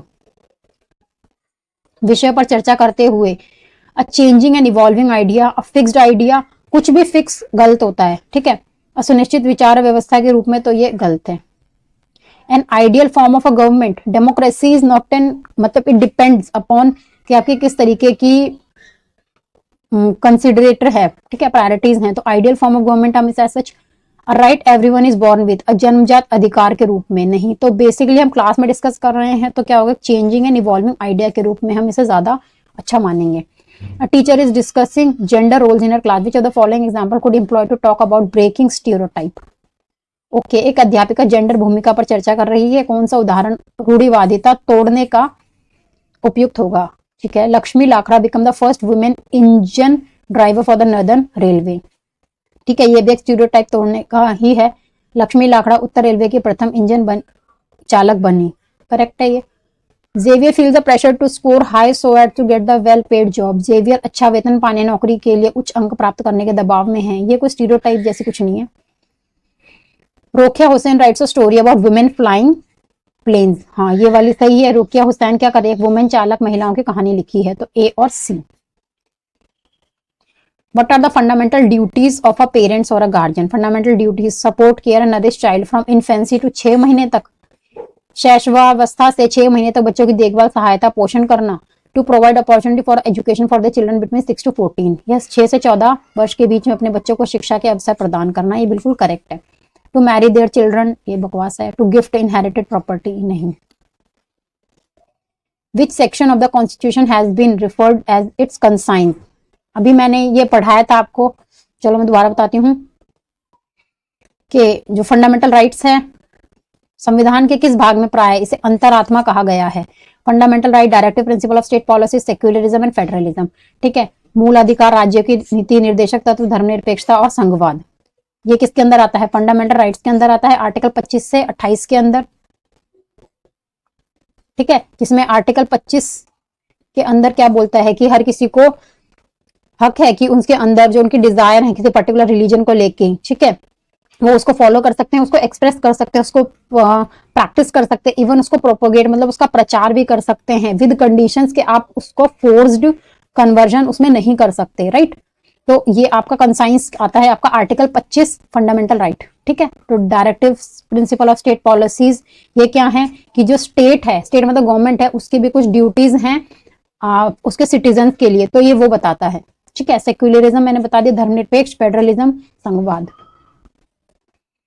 teacher discuss appellate system in her class, promise her student to take them to the court in the same order as the appeal move in the appellate system, which one would be the correct order. Okay, तो इसमें बता रहा है कि जब हमारी appeal system क्या होती है, आपने कहीं पे केस फाइल करा, आपके पास कुछ रिजल्ट आया बट आप उसके रिजल्ट से सेटिस्फाई नहीं हो, तो आप क्या होता है हायर कोर्ट में जाके फिर से अपील कर सकते हो, तो उसको हम बोलते हैं अपीलेट सिस्टम। तो सबसे पहले क्या होता है, जैसे डिस्ट्रिक्ट लेवल पे हो गए, फिर उसके बाद स्टेट लेवल पे हो गया, फिर आपका नेशनल लेवल पे हो गया, तो उसी में वही आता है सेशन कोर्ट हो गए, डिस्ट्रिक्ट कोर्ट हो गए, ठीक है, फिर आपका हाई कोर्ट आता है, फिर सुप्रीम कोर्ट आता है, इस तरीके से जाता है। तो आप देख लीजिए सेशन, हाई, सुप्रीम, यही जा रहा है, बाकी तो कुछ जाएगा, high court, supreme court, district नहीं, हमें नीचे से ऊपर की तरफ जाना है, session, supreme, high, district, supreme. Social group confront marginalisation by the means of, सामाजिक समूहों में ने हशियाकरण से सामना कैसे किया, ठीक है। अब आपने मार्जिनलाइजेशन हो गई है, अब आपको उसका फेस करना है, कैसे फेस करेंगे, protesting against domination by other, दूसरों के आधिपत्य के विरोध करेंगे, ठीक है। जो आपको मार्जिनलाइज कर रहा है आप उसके अगेंस्ट विरोध करोगे definitely. Protesting against being excluded from the main stream, मुख्य धारा से बहिष्कृत किए जाने के लिए विरोध करोगे, हाँ जी ये भी करेंगे। टेकिंग अप आर्म्ड स्ट्रगल, आप क्या सशस्त्र हथियार उठा लोगे, नहीं ये गलत है। सेल्फ इंप्रूवमेंट थ्रू एजुकेशन, शिक्षा द्वारा अपने को सुधारेंगे, यस, तो ये गलत है, बाकी ए, बी और डी आंसर रहेगा। Consider the following statement on the fundamental rights provided by the Indian constitution and choose the correct. Okay, fundamental rights के बारे में बताना है, भारतीय संविधान द्वारा दिए गए मूल अधिकारों के बारे में निम्न कथनों पर विचार कीजिए, सही विकल्प का चुनाव कीजिए। These rights are available to all Indian equally, ये अधिकार सभी भारतीयों को समान रूप से मिले हैं। Marginal people use this right to protect themself from the injustice done to them. Definitely हशिया के लोग इनका उपयोग उन पर होने वाले अन्यायों से बचाव के हेतु करते हैं। बिल्कुल सही है। People have influenced government to frame new laws in keeping the spirit of right. लोगों ने सरकार को इन अधिकारों को दिशा में ही और नए कानून बनाने के हेतु दबाव डालते हैं। यस, जितने भी सोशल मूवमेंट्स होती हैं वहां पर गवर्नमेंट पे फोर्स किया जाता है कि आप लॉ को इस तरीके से बनाओ जो कि उनको फेवर करे। तो तीनों ही इसमें करेक्ट जाएंगे। There are different ways in which people of different communities greet each other. This is a mark of. विभिन्न समुदायों के लोग विभिन्न प्रकार तरीकों से एक दूसरे से मिलते हैं। ठीक है, एक दूसरे से मिल रहे हैं किस तरीके, इसका मतलब क्या है? सोशलिज्म हो गया, सेक्युलरिज्म, डाइवर्सिटी या सोशल। तो इसका डाइवर्सिटी ही आंसर जाएगा। The head of the state is governor. Okay, अब देखो जो स्टेट वर्ड है ना, राज्य का प्रमुख राज्यपाल होता है। Governor is appointed by the state government to ensure that the particular state works in accordance with the constitution. राज्यपाल की नियुक्ति राज्य सरकार द्वारा ये सुनिश्चित करने के लिए होती है कि राज्य सरकार संविधान के नियमानुसार अपना काम करें। जो हेड ऑफ द स्टेट होता है ना, हेड ऑफ द स्टेट क्या होता है? गवर्नर भी होता है। गवर्नर स्टेट का मतलब होता है जो कि रूलिंग पार्टी को हम स्टेट कहते हैं। ठीक है, इसमें स्टेट गवर्नमेंट भी हो जाती है, सेंट्रल गवर्नमेंट भी स्टेट है आपका, राइट। गवर्नर ठीक है, जैसे स्टेट होता है, जैसे एलजी हो गया दिल्ली के अंदर। मगर गवर्नर अपॉइंट कौन करता है? गवर्नर अपॉइंट करते हैं प्रेसिडेंट के थ्रू होकर। ठीक है, तो स्टेट गवर्नमेंट्स गवर्नर को अपॉइंट नहीं करते, राइट। तो बी गलत है, A correct. Preeti family owned 15 acre of fertile land. Her father borrowed 1 lakh rupee from the government bank. However, ultimately rain flooded the field and the entire harvest was damaged. Preeti is relieved that they have grains for the next few months. She is most likely to belong family. प्रीति परिवार में 50 एकड़ की जमीन है। उनके पापा एक सरकारी नौकरी में काम करते हैं। उन्होंने सरकारी बैंक से 1 लाख रुपए का ऋण लिया है। ओके, हालांकि असमय वर्षा से खेतों में बाढ़ आ गई, उनकी फसल बर्बाद हो गई। प्रीति को इस बात की राहत है कि अगले कुछ महीनों के लिए उनके पास अनाज है। तो ऑब्वियसली वो किस तरीके के फार्मर हैं? एग्रीकल्चर वर्कर तो बिल्कुल भी नहीं होंगे, उनके पास 15 एकड़ की जमीन है। स्मॉल फार्मर भी नहीं है, क्योंकि जो स्मॉल फार्मर्स होते हैं 1 एकड़ के आसपास की जमीन रखते हैं, वो क्या है? लार्ज फार्मर्स हैं। हिंदू सक्सेशन एक्ट 2005 क्या बताता है?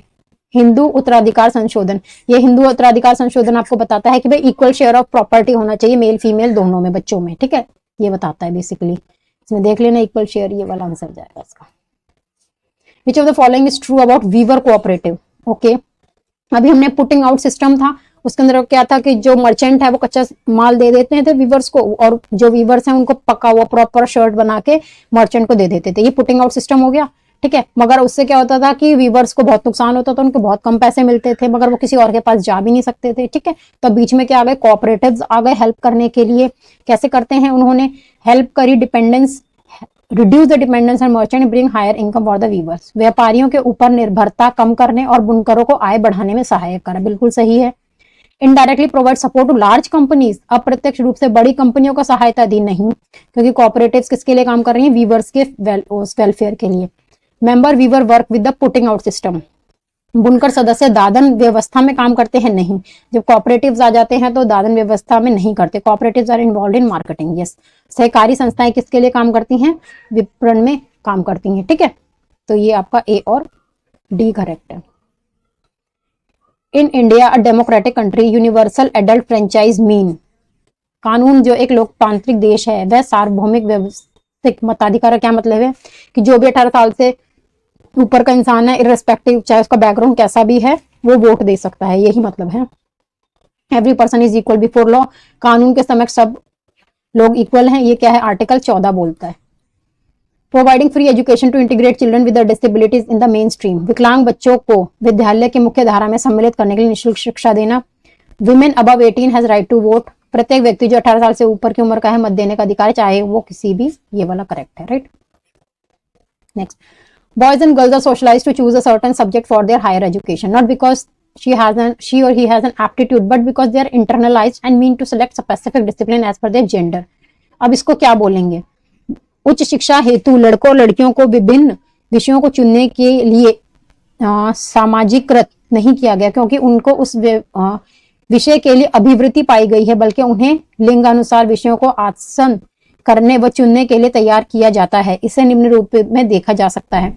अब आपको चीज बताती हूँ, कई बार क्या होता है हिंदी में ना थोड़ा सा अगर आपको हिंदी या इंग्लिश में प्रॉब्लम हो ना तो लैंग्वेज चेंज करके देख लिया करो, तो उससे क्या होता है क्वेश्चन थोड़ा और अच्छे से समझ आ जाता है। जैसे मुझे इस वाले क्वेश्चन में मुझे इंग्लिश पढ़ के ज्यादा अच्छे से समझ आया बजाय हिंदी, ठीक है। तो बेसिकली क्या बता रहा है कि जब बड़े हो जाते हैं, अपने हायर स्टडीज चुनने हैं, तो हमेशा यही देखा जाता है कि लड़कियों को टीचर्स बनाते हैं, लड़कों को आप फोर्स में भेज दो, कहीं भी भेज दो, ठीक है। तो बेसिकली है क्या, ये क्या दिखा रहे हैं, स्टीरियोटाइप दिखा रहे हैं, बेसिकली रूढ़िवादी धारणा को बताता है, ठीक है।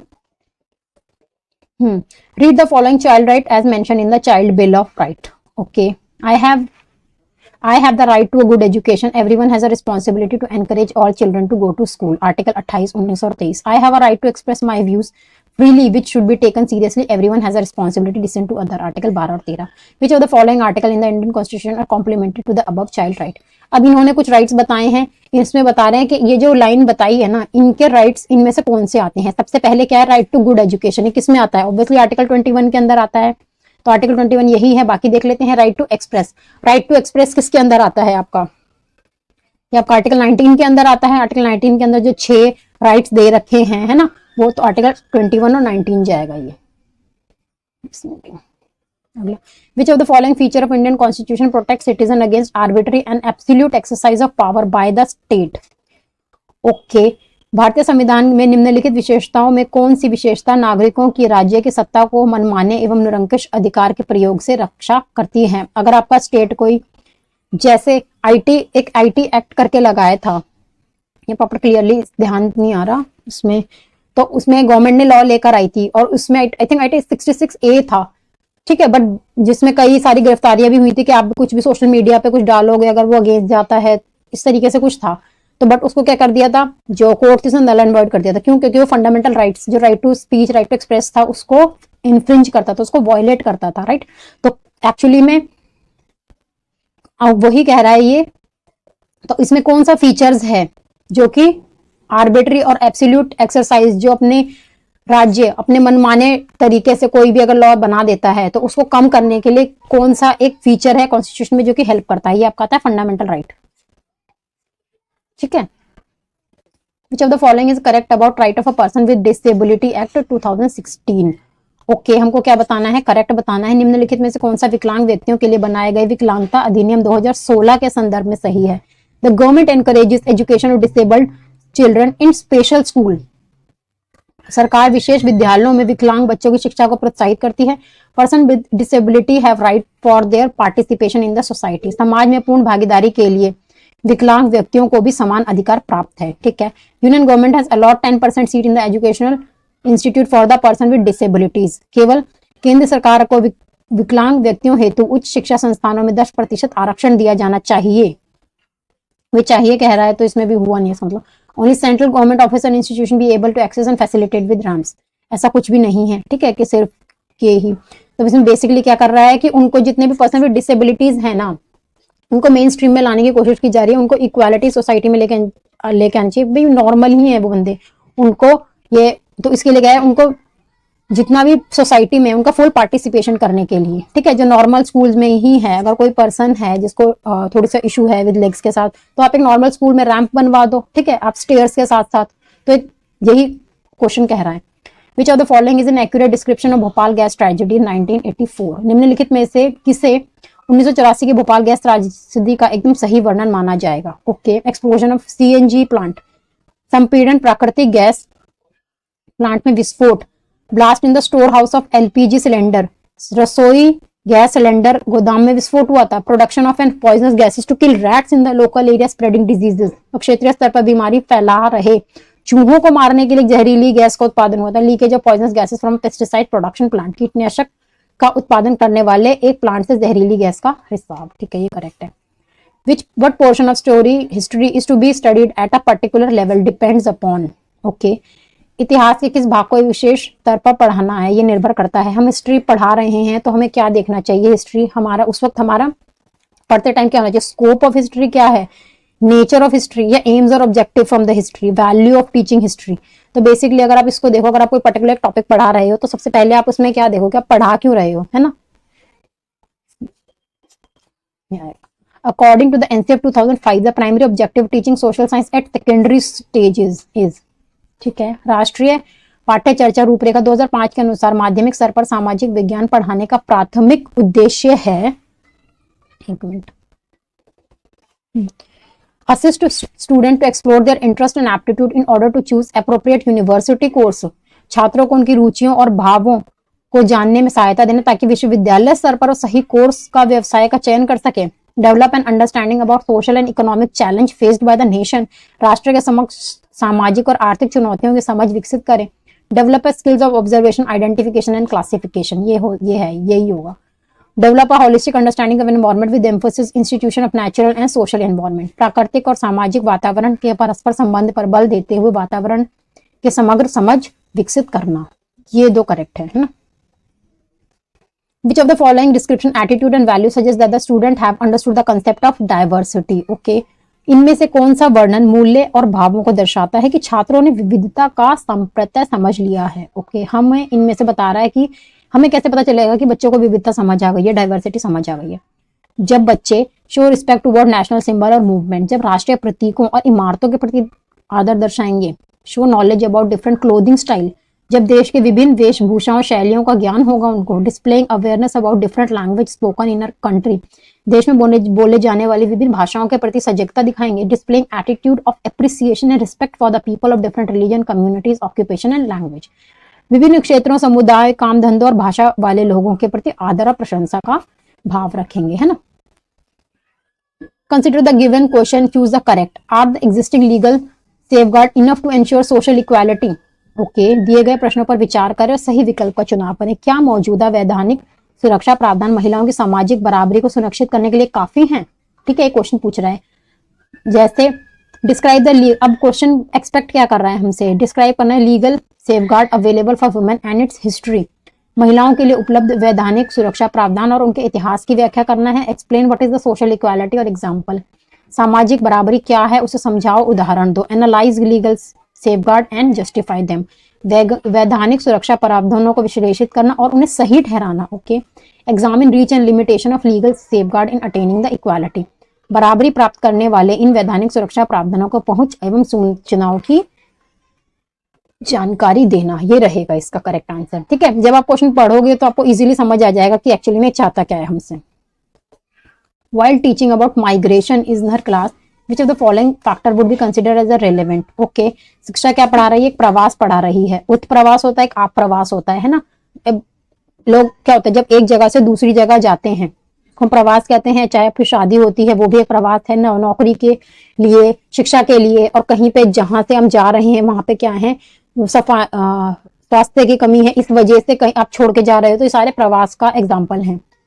अब अवेलेबिलिटी ऑफ वर्क अपॉर्चुनिटी, कार्य के बेहतर अवसर उपलब्ध होना, हाँ जी, इसलिए भी प्रवास होता है। इंप्रूविंग स्टैंडर्ड ऑफ लिविंग, जीवन यापन के बेहतर होते तरीके, आपके स्टैंडर्ड ऑफ लिविंग अच्छा है इसलिए भी प्रवास करते हैं लोग। मैरिज, यस, शादी होती है तब भी एक रीजन है माइग्रेशन का। तो ये तीनों ही करेक्ट है। What is important criteria used to provide opportunity for a Indian to study in a government run और supported educational institution to work in government offices? सरकारी शिक्षण संस्थानों में अध्ययन तथा सरकारी संस्थाओं में नौकरी के अवसर में सहयोग हेतु किन आधारों पर अपनाया जाता है? ओके, ये क्या कह रहा है, किसके आधार पर अपनाते हैं? कास्ट, फैमिली इनकम, जेंडर और इनकम ऑफ इंडिविजुअल, किसके आधार पर अपनाते हैं? कास्ट के बेसिस पे, फैमिली इनकम के बेसिस पे, ठीक है। सपोर्टेड एजुकेशनल इंस्टीट्यूट क्या कह रहा है, ये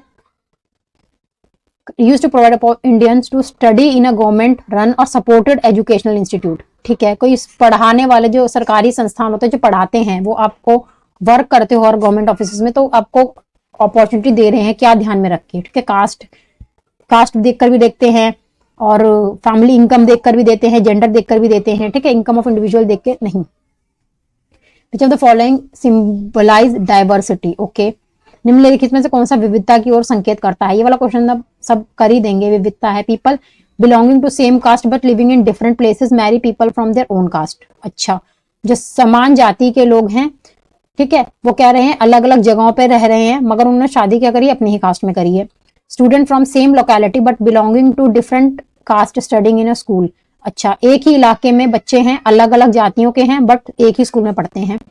people belonging to same religious fact and live faith and living in one locality, एक समाज, एक ही धार्मिक आस्था वाले लोग एक ही इलाके में रहते हैं, तो ये तो होएगा इन डाइवर्सिटी, ठीक है। Food material and clothing catering to different communities available in shopping locality, विभिन्न समुदायों की जरूरतों की खाद्य सामग्री और कपड़े एक शॉपिंग इलाके में मिलते हैं, नहीं। तो इसमें सबसे ज्यादा अच्छा क्या होगा, ये रहेगा, ठीक है, कि एक ही इलाके में लोग हैं मगर अलग कास्ट के हैं और एक ही स्कूल में पढ़ते हैं, ठीक है। तो बी इसका जाएगा आपका, और आप डी भी कर सकते हो, क्योंकि इसमें क्या है कि जब अलग अलग जरूरतों के सामान यहाँ पे मिल रहे हैं तो दैट मीन्स क्या है, डाइवर्सिटी ही बता रहा है। नेक्स्ट क्वेश्चन है हमारा, which of the following practices symbolize acceptance of diversity, निम्नलिखित में से कौन सा चलन विविधता की स्वीकार्यता की तरफ संकेत करता है। ओके हमने डाइवर्सिटी को एक्सेप्ट कर लिया है। Encouraging women to run public vehicle such as taxi, auto and buses, महिलाओं को सार्वजनिक वाहनों जैसे टैक्सी या तिपहियां और बसों को चलाने के लिए प्रोत्साहित करना, ये बिल्कुल ठीक जाएगा। Forming self help group containing only women and from a few communities, आत्म सहायता गुट बनाना जिसमें केवल महिलाएं हों और वो भी कुछ समुदायों की, नहीं ये तो एक सेग्रीगेशन जैसा हो गया ना कि आपने विमेन को अलग ही कर दिया। allowing people from a few communities to buy land and other properties, कुछ समुदायों के लोगों को जमीन और दूसरी संपत्तियां खरीदने की अनुमति देना, कुछ समुदायों के लोगों को। चलो, reserving a park to celebrate festival for those residing in the surrounding area, त्योहार को मनाने के लिए एक पार्क उन लोगों के लिए सुरक्षित करना जो आसपास के इलाकों में रहते हैं। डेफिनेटली, क्योंकि एक आसपास के इलाके में हर तरीके के लोग रह सकते हैं, कास्ट रिलीजन के, उन सभी लोग एक ही पार्क में अपने त्योहार बनाएंगे। तो यहाँ पे हमारा जाएगा ए और D. Which of the following, नहीं, according to Mahatma Gandhi NREGA national rural employment guarantee act 2009 identifying and generating employment opportunity in the rural areas is the responsibility of, जो एमजी नरेगा है 2009 के अनुसार ग्रामीण क्षेत्रों के रोजगार के अवसर को पहचानने और उत्पन्न करने का दायित्व, ये एमजी नरेगा सेंट्रल गवर्नमेंट की स्कीम है, राइट। तो इंडियन पार्लियामेंट इसका लुकआउट करेगा। Match the following and choose the correct option. Okay, central government, state government, local. Decision to open a park in Vellore, introducing a new 2000 rupees note, इसको 2000 का नया note लागू करना है। आपने देखा होगा डिमोनेटाइजेशन पे किसका भाषण आया था, हमारे ऑनरेबल प्राइम मिनिस्टर जो थे नरेंद्र मोदी जी, उनका आया था सबसे पहले, है ना, नोटिफाई करा था उन्होंने, तो सेंट्रल से रिलेटेड है, तो ये डेफिनेटली हमारा सेंटर का जाएगा।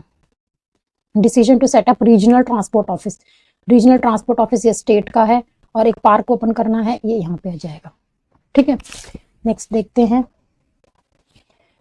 What is the mean by casual employment. Casual employment, workers are not given uniform and have to come in casual wears, मजदूरों को वर्दी ना देकर औपचारिक वस्त्रों में काम पर बुलाना। Workers have a choice of coming to work whenever they want to, मजदूरों को अपनी इच्छा अनुसार अनुरूप काम पर आना। Worker are called to work only when the employer needed them, सही बात है, नियुक्तिकर्ता द्वारा जरूरत के अनुरूप मजदूरों को काम पर बुलाना, ठीक है, ये जाएगा इसके साथ। In a garment industry which one of the following is likely to make the highest profit, वस्त्र व्यापार में निम्नलिखित में से सबसे अधिक लाभ किसे होता है। सबसे कम लाभ वीवर्स को होगा और सबसे ज्यादा लाभ जो मल्टीनेशनल कंपनीज हैं उनको होता है ना। What is the basic feature of democracy, प्रजातंत्र की बुनियादी विशेषता क्या है, इक्वालिटी, समानता का अधिकार।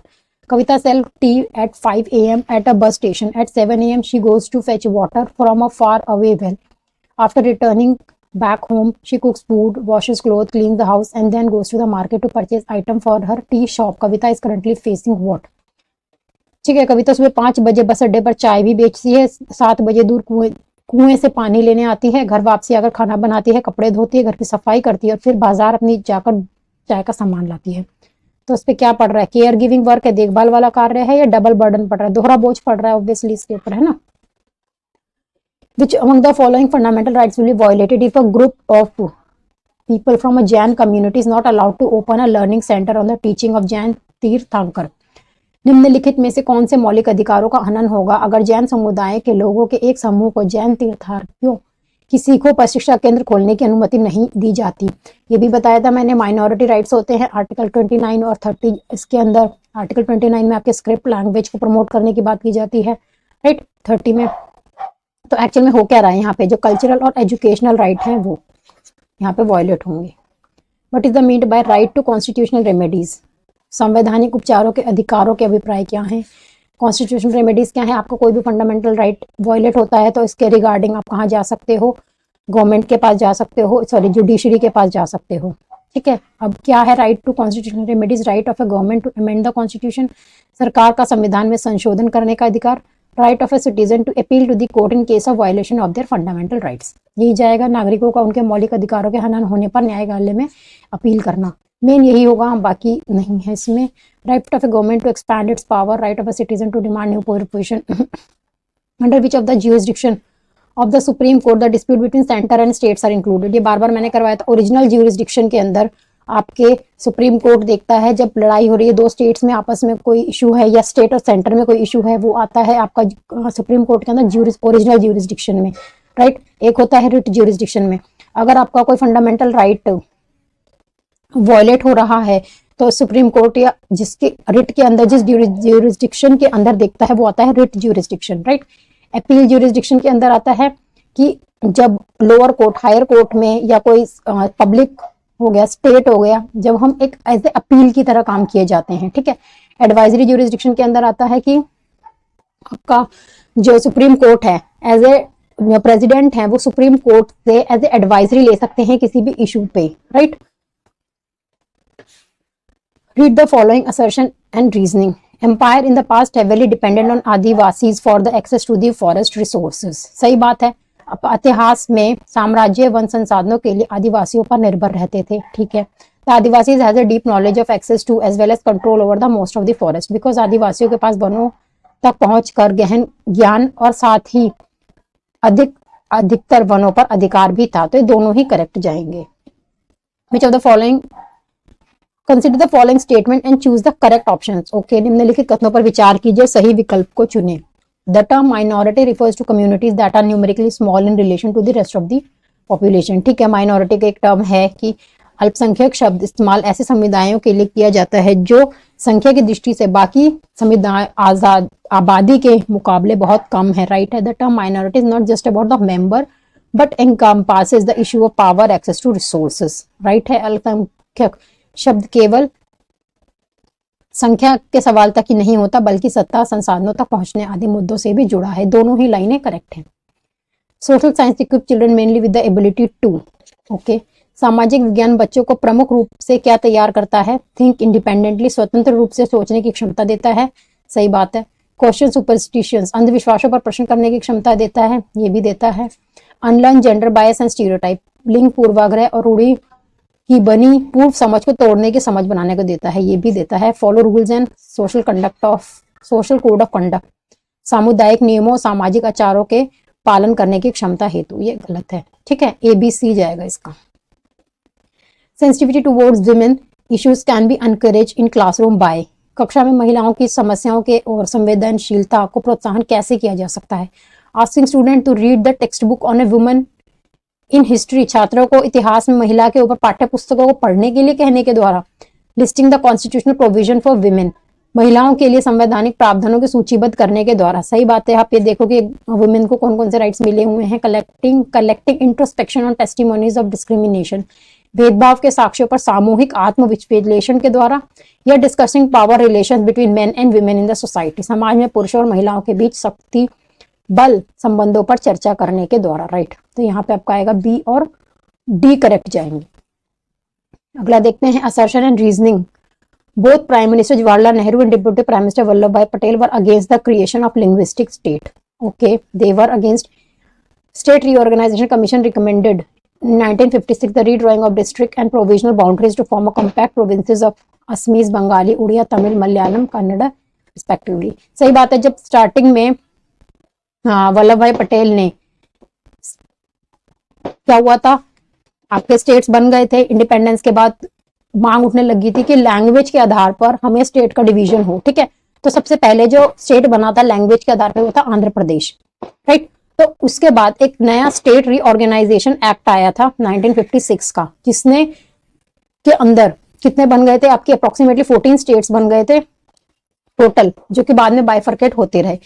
ये फर्स्ट करेक्ट है, जो जवाहरलाल नेहरू जी थे और वल्लभ भाई पटेल थे, देवर अगेंस्ट के क्रिएटिंग अ लिंग्विस्टिक स्टेट, क्योंकि इंडिया में बहुत सारी भाषा बोलने वाले लोग रहते थे, ठीक है, डिफरेंट काइंड के। तो अब उसमें अब ऐसे हम लिंग्विस्टिक स्टेट के बिहाफ पे डिवाइड करने लगे तो कहीं ऐसा ना हो दोबारा से वही प्रिंसली स्टेट वाली कंडीशंस आ जाएं, राइट। मगर रीजन भी सही है, बट ये इसका रीजन नहीं है, ठीक है, वो दोनों ही करेक्ट है बट करेक्ट एक्सप्लेनेशन नहीं है ये, तो इसमें आपका बी जाएगा। अगला ये वही है, हाँ, प्रधानमंत्री जवाहरलाल नेहरू और प्रधानमंत्री वल्लभ भाई पटेल दोनों ही भाषा के आधार पर राज्यों के गठन की नीति के विरोध थे, ठीक है। ये राज्य पुनर्गठन आयोग ने 1965 में सुझाव दिया कि असमिया, बंगला, उड़िया, तमिल, मलयालम, कन्नड़, तेलुगु भाषा के अलग अलग प्रांतों का गठन करने के उद्देश्य से जिलों और प्रांतों की सीमा को पुनः तय किया जाए। ये बिल्कुल ठीक है मगर रीजन करेक्ट नहीं है। Read the following statement, there is a considerable socio cultural diversity in India. Bharat में यथेष्ट बहु सामाजिक सांस्कृतिक विविधता है, ठीक है। Diversity necessarily leads to equal opportunity, विविधता अनिवार्य रूप से समान अवसर की ओर प्रेरित करती है, ठीक है, दोनों ही करेक्ट हैं, राइट। और इसकी सही स्टेटमेंट नहीं है मगर, राइट। अब ये देखते हैं, मिक्स फिक्स करना है आपको, okay. Fixing people into one image, जब हम एक ही तरीके की इमेज बना देते हैं। जजिंग अदर्स पीपल नेगेटिवली, दूसरे लोगों को नकारात्मक रूप से देखना है, मानना, ये क्या है, प्रेजुडिस होता है, पूर्वाग्रह, ठीक है। अब fixing people into one image, जैसे लड़कियां हैं, लड़कियां बहुत सॉफ्ट स्पोकन होती हैं, बहुत केयरिंग होती है, तो उनको टीचर होना चाहिए, डॉक्टर होना चाहिए, राइट। तो इस तरीके की इमेज आ जाती है, तो छवि, ये क्या आ जाता है आपका, स्टीरियोटाइप आ जाता है। Treating someone less Fairlie than others, और क्या है, किसी के साथ दूसरों की अपेक्षा असमुचित रूप से व्यवहार करना। और प्रैक्टिसिंग प्यूरिटी एंड पॉल्यूशन, ये तो यही आ गया, शुद्धता और अशुद्धता को ध्यान करना, तो ये तो अनटचेबिलिटी आ गया आपका, और ये बन जाएगा, ठीक है। नेक्स्ट देखते हैं, which of the who is responsible for measuring land and keeping land record. Okay, गांव में जमीन भूमि को नापने और उसके रिकॉर्ड को रखने के लिए उत्तरदायी कौन होता है, ये सबको पता है, मिनिस्ट्री ऑफिसर, पटवारी होता है, ठीक है। ये वाला आप खुद कर लेना, ये क्वेश्चन आप देख लीजिए एक बार। Which of the following example would you give a class while explaining the term casual labour. Okay, अनियमित मजदूर या श्रमिक शब्द की कक्षा में व्याख्या करते हुए आप निम्नलिखित में से कौन सा उदाहरण प्रस्तुत करेंगे, ठीक है। मैसन, बताना कैजुअल लेबर का एग्जांपल क्या है। Mason working in at a constructive site, निर्माण स्थान पर काम करने वाला मिस्त्री, बिल्कुल करेक्ट है ये, है ना। घरेलू, डोमेस्टिक मेड, डोमेस्टिक मेड क्या आपकी कैजुअल वर्कर के अंदर आएगी, नहीं। बैंक मैनेजर तो बिल्कुल भी नहीं आएगा, राइट। तो इसके अंदर आपका ए आंसर जाएगा। Read the following statement, agriculture labour और सीजनल वर्कर, ठीक है। खेतीहर मजदूर क्या होते हैं, सीजनल श्रमिक होते हैं। Working on a farm require operation such as preparing the land, sowing, weed and harvesting of the crop. खेती पर कई तरीके के काम होते हैं, जैसे खेत तैयार करना, रोपाई करना, बुआई करना, निराई करना, दोनों ही लाइन करेक्ट है मगर रीजन इसका ये नहीं है। Disability Act 1995 state that the person with special needs have equal right and government should make possible all their participation in a society.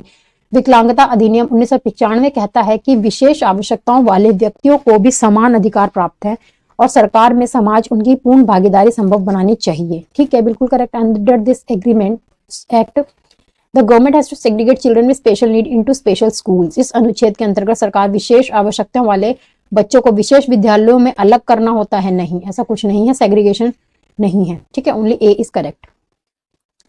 Hindu succession act क्या कहता है, हिंदू अधिनियम धारा 2005, भाई वो ये इक्वल शेयर होना चाहिए लड़की का भी पेरेंट्स की प्रॉपर्टी में। Daughters to get an equal share in parents property, ये करेक्ट है। Men to have a right in the sisters dowry and property, ये ऐसा कुछ नहीं है। निम्नलिखित में से कौन सा विषय राज्य सूची के अंतर्गत आता है, ठीक है, हमको बताना है स्टेट के अंदर कौन सा आता है। बताते हैं मैंने क्या होते हैं, स्टेट के अंदर आते हैं, कुछ सेंटर के अंदर आते हैं, ठीक है, और कुछ ऐसे सब्जेक्ट्स होते हैं जो कि दोनों ही डील करते हैं उसके अंदर, जैसे करंट में एजुकेशन है। श्रीलंका के साथ व्यापार संबंधों को बनाए रखना, जो अंतर्राष्ट्रीय संबंध है वो हमेशा सेंटर के होंगे, ठीक है, तो ये राज्य का नहीं है। नए 100 रुपए का नोट जारी करना, ये सेंटर का होगा, ये भी राज्य का नहीं है, ठीक है। प्रारंभिक स्कूलों और विद्यालयों में माध्य भोजन योजना को लागू करना, यस, ये हो सकता है। और किसानों को बिजली और विद्युत उपलब्ध कराना, ये भी है, तो सी और डी रहेगा आपका, ठीक है। इंटरनेशनल ट्रेड हमेशा सेंटर देखती है। नोट, आरबीआई, करेंसी, ये भी सेंटर देखती है। Mid day meal primary school का स्टेट का सब्जेक्ट हो गया, और इलेक्ट्रिसिटी ये भी स्टेट का सब्जेक्ट है। If a person is denied medical treatment in the hospital it is a clear violation of which right, ठीक है, एक व्यक्ति को अस्पताल में चिकित्सा का उपचार मना कर दिया, कौन से अधिकार के प्रत्यक्ष रूप से उल्लंघन है? Right to health, right to information, right to medical treatment या राइट टू लाइफ? मेन इसमें देखो राइट टू हेल्थ भी आ रहा है, राइट टू लाइफ आ रहा है, मगर राइट टू लाइफ के अंदर ही राइट टू हेल्थ आता है। ठीक है, तो राइट टू लाइफ होगा। In which case did the supreme court of India stated that the right to life is a fundamental right under Article 21 of the Constitution. It includes the right to pollution free water and air. ये कह रहा है कि किस मामले मुकदमे में भारत के सर्वोच्च न्यायालय ने कहा है कि जीवन का अधिकार संविधान के अनुच्छेद 21 के अंतर्गत एक मौलिक अधिकार है और इसमें प्रदूषण मुक्त वायु और पानी का अधिकार भी शामिल है। तो ये आपको बताना किसके अंदर हुआ था? Subhash Kumar versus state of Bihar था। In teaching the promotion of social justice the teacher should give an example. Okay, कक्षा में सामाजिक न्याय के प्रोत्साहन के लिए शिक्षण में शिक्षा को निम्नलिखित का उदाहरण देना चाहिए। ठीक है, क्या कह रहा है? सोशल जस्टिस को प्रमोट करना है हमको। सामाजिक न्याय, सामाजिक न्याय क्या है? जो समाज का पिछड़ा वर्ग है उनको न्याय दिलाना है किसी भी तरीके से। तो अबॉलिशन ऑफ अनटचेबिलिटी, आर्टिकल 17, ठीक है, ये भी बता सकते हैं। Reservation policy, judicial reservation policy, उनको हम एक प्रॉपर रिजर्वेशन देकर उनको इक्विटी बाकी समाज के इक्वल लाने की कोशिश की जाती है। ठीक है, एक रिजर्वेशन पॉलिसी मेन इस वजह से लाई गई है, ये भी करेक्ट है। जुडिशियल रिव्यू से इसका कोई लेना देना नहीं है। तो A and B. Read the following statement and choose the correct option. People are discriminated against because they are poor.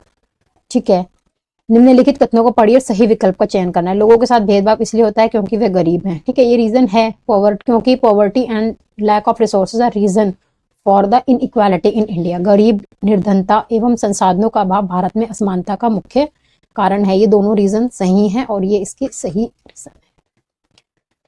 Read the following statement A and B, choose the correct. Gendering the curriculum is limited to increasing the number of references to the individual women. क्या कह रहा है? पाठ्य चर्चा में gender परिप्रेक्ष्य को शामिल करना महिलाओं के संदर्भ व प्रतिनिधित्व में बढ़ोतरी मात्र से है। नहीं, ऐसा कुछ नहीं है। जेंडरिंग का मतलब ये नहीं है कि सिर्फ आप वुमेन का रेफरेंसेस देते जाओ। ठीक है, gendering the curriculum it is crucial to make perspective of women integral to the discussion. पाठ्य चर्चा में जेंडर परिप्रेक्ष्य को शामिल करने के लिए मुद्दों की चर्चा में स्त्री परिप्रेक्ष्य को ध्यान में रखने की आवश्यकता है, कि मतलब विमेन का भी परसेप्शन हमें ध्यान रखना चाहिए। ठीक है, ए रॉन्ग है, बी ट्रू है।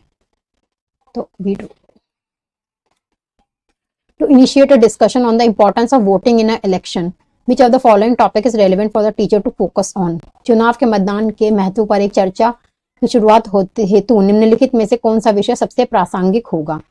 Countries that have a system of universal voting in election, देश जिनमें चुनाव में सार्वभौमिक मताधिकार की प्रणाली है। Fundamental duties of a citizen, भारतीय नागरिकों के मौलिक कर्तव्य। Making informed and reason decision for a public good, सार्वजनिक भलाई के लिए एक सूचित एवं विवेकपूर्ण निर्णय लेना। Why minors can not vote, नाबालिग मतदान क्यों नहीं कर सकते? तो सबसे वोटिंग इन इलेक्शन में क्यों देना चाहिए? क्योंकि वो पब्लिक सामाजिक हित में है। ठीक है,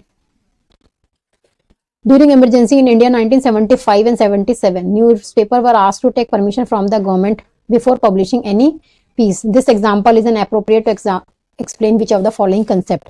1975 और 77 के बीच भारत में आपातकालीन की अवधि के दौरान भारत सरकार ने पत्रकारों के लिए कुछ नियम निर्धारित किए और निर्देश दिए गए कि दिशा निर्देशों का पालन करने के लिए कहा गया। सभी समाचार पत्रों को कोई भी लेख प्रकाशित करने से पहले सरकार से अनुमति लेनी होती थी। इसको क्या कहते थे? इसको सेंसरशिप कहते थे।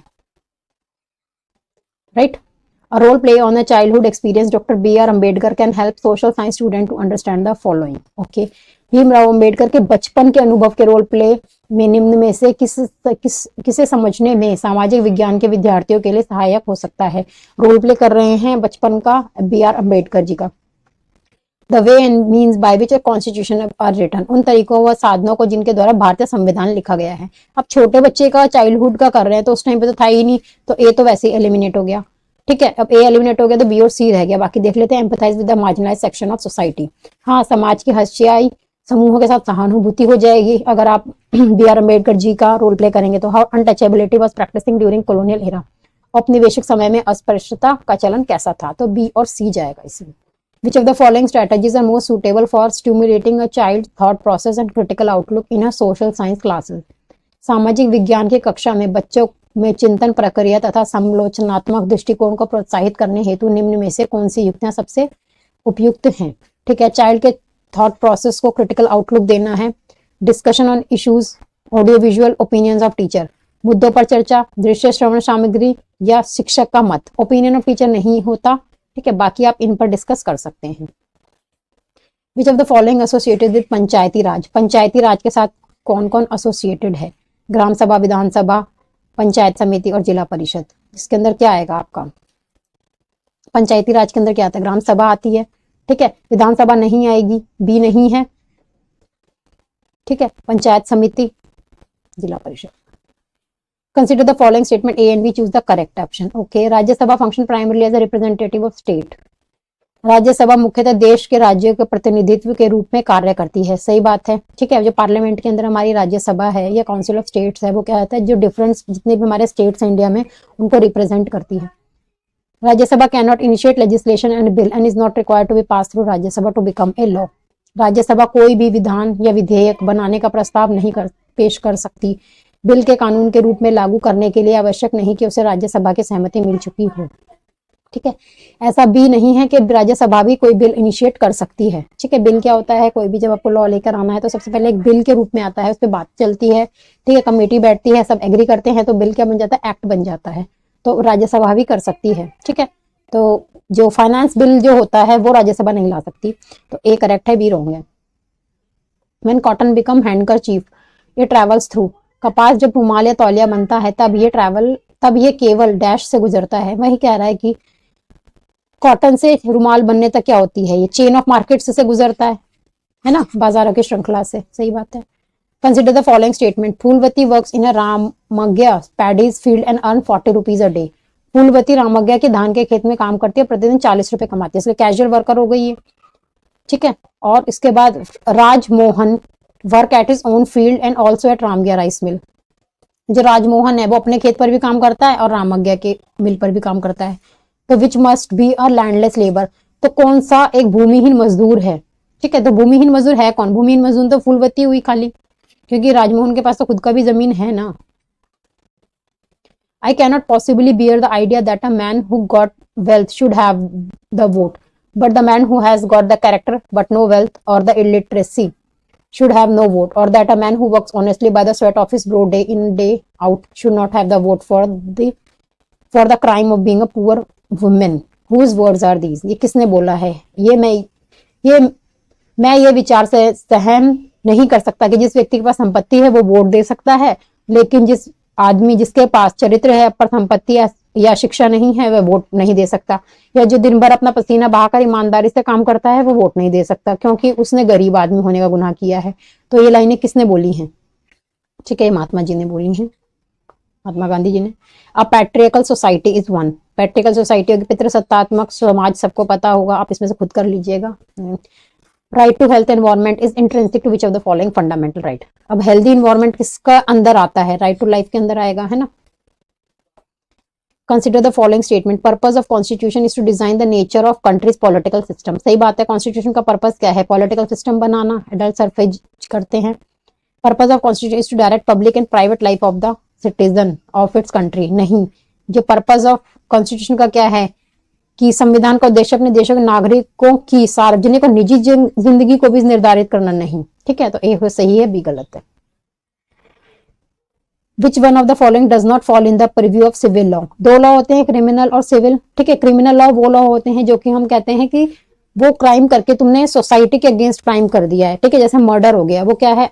आपने क्राइम कर दिया है, मगर वो क्या है? वो सिर्फ एक इंसान के अगेंस्ट क्राइम नहीं कराया, आपने पूरी सोसाइटी के अगेंस्ट क्राइम कराया, ठीक है।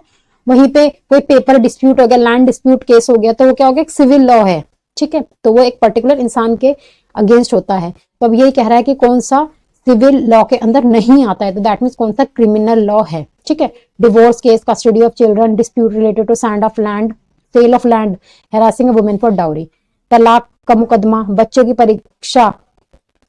परिरक्षा का दावा करना, जमीन की बिक्री से संबंधित दहेज के लिए औरत को तंग करना, ये है, ठीक है।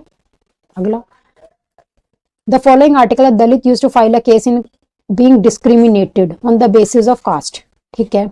अब क्या कर रहा है? किसी निम्न में से किस अनुच्छेद के आधार जाति के आधारित भेदभाव के चलते एक दलित समुदाय व्यक्ति न्यायालय में मुकदमा दायर कर सकता है? दोनों कर सकता है, 15 और 17। 17 तो अनटचेबिलिटी आ जाता है आपका, ठीक है। 15 के अंदर क्या जाता है? It against discrimination on the basis of race, caste, gender, place of birth, है ना, ये सारा आता है, तो इसके बेस पे कर सकता है, दोनों ही करेक्ट है।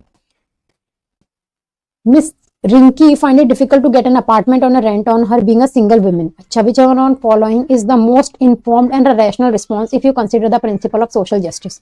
एकल स्त्री होने के कारण रिंकी को किराए के मकान घर मिलने में कठिनाई हो रही है। प्रॉपर्टी डीलर उसे अपनी झूठी वैवाहिक स्थिति बताने के लिए सलाह देता है। सामाजिक न्याय की दृष्टि से इस संबंध में उस निम्न में से कौन सी प्रक्रिया तर्क संगत होगी? ठीक है, सिंगल वुमेन है तो जो वो है प्रॉपर्टी डीलर है, वो कहता है ये बता दो कि मेरी शादी हो रखी है, तो क्या करना चाहिए? आई will not fake my marital status because this would affect my dignity and self respect. ये आएगा सबसे ऊपर ही है, झूठी वैवाहिक स्थिति नहीं बताऊंगी, ये मेरी प्रतिष्ठा और आत्मसम्मान के विरुद्ध है। I will not fake my marital status because I like to be single independent, ऐसा कुछ नहीं है, मैं एकल और स्वतंत्र रहना चाहती हूँ, अतः झूठी वैवाहिक स्थिति नहीं बताऊंगी। नहीं, I will fake my marital status because it is not important factor, I want a house, मुझे घर चाहिए इसलिए मैं झूठी वैवाहिक स्थिति बताऊंगी। ठीक है, I will fake my marital status because that will enhance my social status, मैं सामान्य रूप से खुद को वैवाहिक बताना मेरी सामाजिक प्रतिष्ठा को बढ़ाएगा। तो सभी गलत है, पहला ही करेक्ट रहेगा। Read the statement and choose the correct option. People with different culture, religious and religious regional background participated in India's struggle for independence and gain long-awaited freedom। सही बात है। भारतीय स्वतंत्रता संग्राम में भिन्न सांस्कृतिक, धार्मिक और क्षेत्रीय पृष्ठभूमि वाले लोगों ने हिस्सा लिया तथा देश को स्वतंत्रता दिलाई। बिल्कुल करेक्ट है। स्टेटमेंट बी क्या कहता है? क्योंकि जो इंडिया की diversity has always been a source of its strength, क्योंकि भारत की विविधता हमेशा इसकी ताकत रही है। दोनों ही करेक्ट हैं और ये इसका सही कारण है। Which of the following also responsibility of a state government. State government की रिस्पॉन्सिबिलिटी कौन सी है? Defence, foreign affair, education and banking. Education, ठीक है।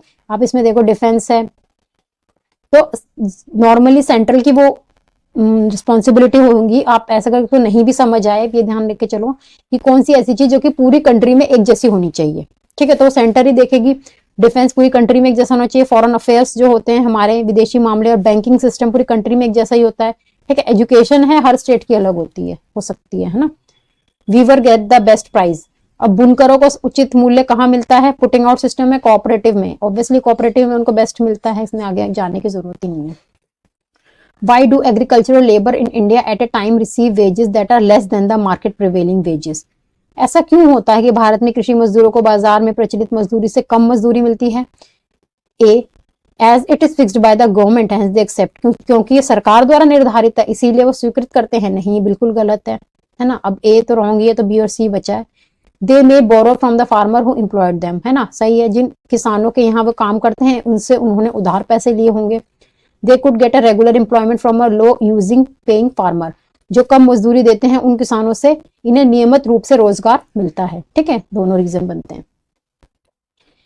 Read the following statement and choose the correct option. In a democracy, people have a power to voice their opinion because India has a federal form of government. दोनों ही correct हैं। Democracy में लोगों के पास क्या power है कि वो अपनी, लोकतंत्र में लोगों के पास अपनी राय व्यक्त करने की, आवाज उठाने का अधिकार है, क्योंकि इंडिया में क्या है? फेडरल फॉर्म ऑफ गवर्नमेंट है। भारत में क्या है? संघीय शासन पद्धति है। दोनों ही करेक्ट है, बट ये इसका करेक्ट आंसर नहीं बनेगा फेडरल का। Read the statement given below and choose the correct option. ठीक है, all societies do not think similarly about the role that boys and girls play. सभी समाज लड़के और लड़कियों द्वारा निर्वाह की जाने वाली भूमिका के बारे में समान नहीं सोच रखते। ठीक है, Indian society does not make distinction between boy and girl when they are growing up. जब लड़के और लड़कियां बड़े हो रहे होते हैं तब भारतीय समाज उनमें कोई स्पष्ट अंतर नहीं करता है। अब ये थोड़ा डाइसी है मेरे हिसाब से, तो इसका आंसर ना होना चाहिए क्योंकि स्टिल इट एग्जिस्ट। ठीक है, तो ए ही करेक्ट होगा इसमें।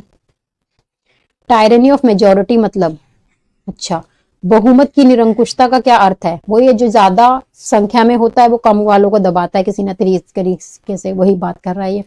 Majority and minority take decision collectively, जहां बहुसंख्यक और अल्पसंख्यक सामूहिक रूप से निर्णय लेते हैं। नहीं, interest of majority are pursued at the cost of minority interest. बहुसंख्यक अल्पसंख्यकों को अलग कर अपने हितों में लगा रहता है। सही बात है ये। Numerical dominance of one community, एक समुदाय का सांख्यिक प्रभुत्व। नहीं, majority and minority follow different path. बहुसंख्यक और अल्पसंख्यक को पृथक पथों का अनुसरण। नहीं, ऐसा कुछ नहीं है इसमें, ये है। ठीक है, secularism as a concept in Indian constitution is reflected in which of the following situation. भारतीय संविधान में धर्मनिरपेक्षता की संकल्पना निम्नलिखित में से कौन सी परिस्थितियों को प्रतिबंधित करती है? ओके, सेक्युलरिज्म बताना है हमें।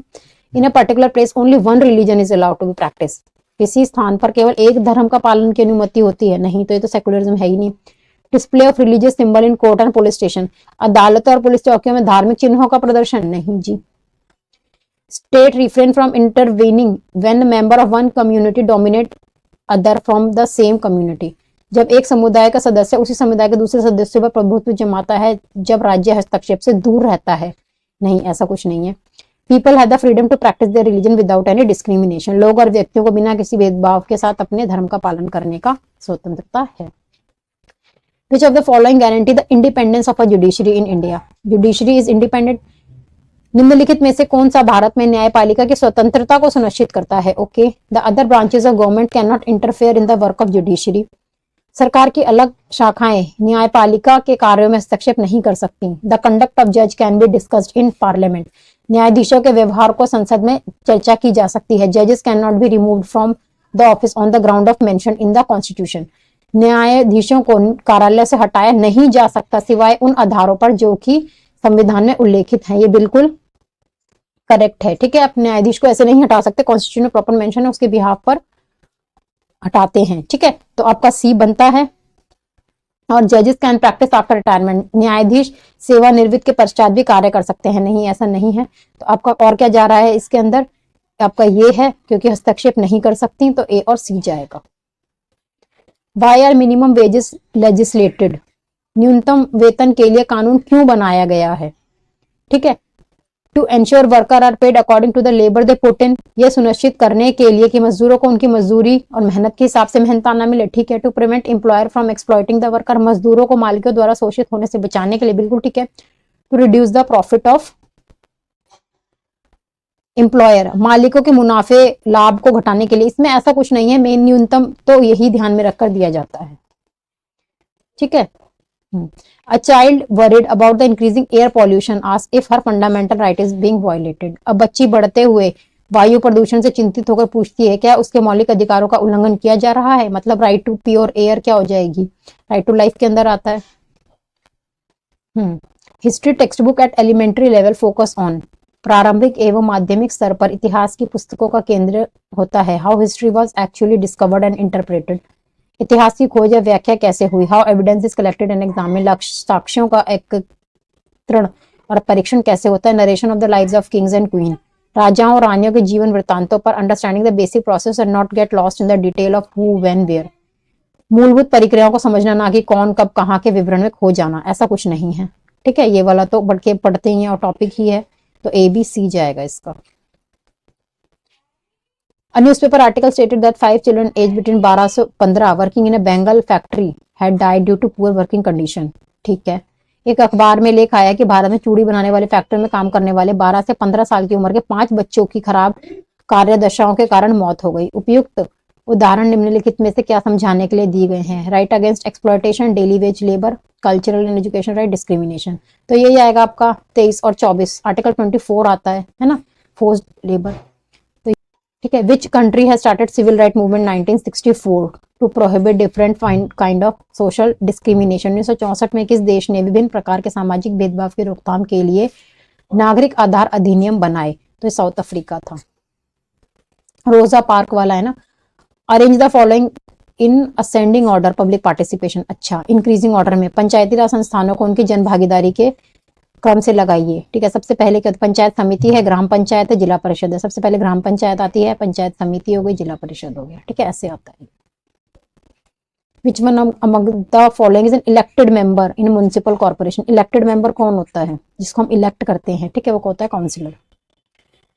N addition to farming which of the following are engaged in non agricultural activities. कृषि के अतिरिक्त इनमें से कौन गैर कानूनी गैर कृषि कार्य करते हैं? Okay, agricultural labourer, small farmer, big farmer. तो क्या कौन करेंगे? एग्रीकल्चर लेबरर करेंगे। ठीक है, अब नॉन एग्रीकल्चरल एक्टिविटीज में तीनों ही सारे ही ऐड कर सकते हैं, जरूरी नहीं है फार्मर के साथ, तो तीनों ही आ सकते हैं। ठीक है, which of the following is correct about the people who sell on street and those who run shops in the market. कौन सा कथन गलियों में सामान बेचने वालों और बाजार में दुकान वालों के विषय में सही है? Both work on their own and are not employed. दोनों अपना काम स्वयं करते हैं और रोजगार पर नहीं जाते हैं। ठीक है, अपना काम खुद ही कर रहे हैं। Both have no access to social security like annual leave और मेडिकल फैसिलिटीज। दोनों के पास ही सामाजिक संरक्षण जैसे वार्षिक अवकाश या चिकित्सा सुविधा नहीं है। दोनों ठीक है, इसके में तो दोनों ही ना। Women in the USA United State of America got the right to vote after historical event. किस ऐतिहासिक घटना के बाद संयुक्त राज्य अमेरिका की महिलाओं को मतदान का अधिकार हुआ? फर्स्ट वर्ल्ड वॉर के बाद। विच of the following statement challenges gender stereotype. निम्नलिखित में से कौन सा वक्तव्य लिंग रूढ़िवादी धारणाओं या जेंडर स्टीरियोटाइप को चुनौती देता है? जेंडर स्टीरियोटाइप को, girls are well behaved, boys are naughty, girls are good at cooking, boys are emotional. लड़कियां अच्छा व्यवहार करती हैं, लड़के शरारती होते हैं, लड़कियां अच्छा खाना बनाती हैं, लड़के संवेदनशील होते हैं। तो ये एक जेंडर स्टीरियोटाइप को चैलेंज कर रहा है। In Punjabi educational society is giving permission to open a Punjabi medium school in Kolkata, then which fundamental right of Indian constitution is being guaranteed. ठीक है, पंजाबी एजुकेशनल सोसाइटी है, वहां पे पंजाबी मीडियम का स्कूल खोल रहे हैं। तो कौन सा आएगा इसके अंदर? Obviously cultural and educational right आएगा। इसका मीन टू एक्सपीरियंस, हर्षयाकृत होने से क्या अनुभव होता है? अगर किसी को मार्जिनलाइज कर दे तो कैसा लगेगा? ठीक है, प्राइड, डिस्क्रिमिनेशन, पावरलेसनेस, गौरव, भेदभाव, निर्बलता। बी और सी लगेगा, है ना। विच of the following statement about the judicial system in India is correct? Okay, in case of dispute between center and any state, high court of that state can take part the matter. State और जब centre का होता है तो centre देखती है। Correct बताना है ना मैं। Federal court of India in colonial time is the प्रेडेसेसर of supreme court of India. ठीक है, जो हमारा फेडरल कोर्ट था वो क्या था? पहले उसका प्रेडेसेसर था सुप्रीम कोर्ट का। Public interest litigation can be filed in any court only by the aggrieved person. जो पीआईएल है या जनहित याचिका है किसी भी न्यायालय में केवल पीड़ित व्यक्तियों द्वारा की जाती है। नहीं, पीआईएल तो करी ही तब जाती है जब पीड़ित व्यक्ति नहीं कर सकता, उसके बिहाफ पर दूसरा बंदा करता है। Only supreme court of India has a power of judicial review in. ठीक है, क्या सिर्फ सुप्रीम कोर्ट के पास जुडिशियल रिव्यू की पावर है? ऐसा कुछ नहीं है। ठीक है, तो इसमें ये क्या आएगा? सिर्फ बी हमारा करेक्ट है। देखते हैं अब पार्लियामेंट ऑफ इंडिया। पार्लियामेंट के इंडिया के अंदर कौन कौन से आते हैं? प्रेसिडेंट आता है आपका, ठीक है, राज्यसभा एंड लोकसभा ये आते हैं। ठीक है, and we choose the government collect money in the form of taxes from the citizen. सही है, गवर्नमेंट सरकार अपने नागरिकों से कर के रूप में धन एकत्र करती है। Government provide some services specially to the poor who can not afford to purchase them from the market. Because क्योंकि सरकार विशेष रूप से गरीबों के लिए कुछ सेवाएं प्रदान करती है जिन्हें वे बाजार से खुद नहीं खरीद सकते हैं। Both A and B are correct. What are call centres? क्या है? Administrative offices of telephone service provider, centralised office dealing with customer call, a modern call, public call office, large scale cyber cafe. दूरभाष सेवा प्रदाताओं के प्रशासनिक कार्यालय, उपभोक्ताओं के कॉल का जवाब देने वाले केंद्रीय कार्यालय, यही है। ठीक है, नेक्स्ट देखते हैं।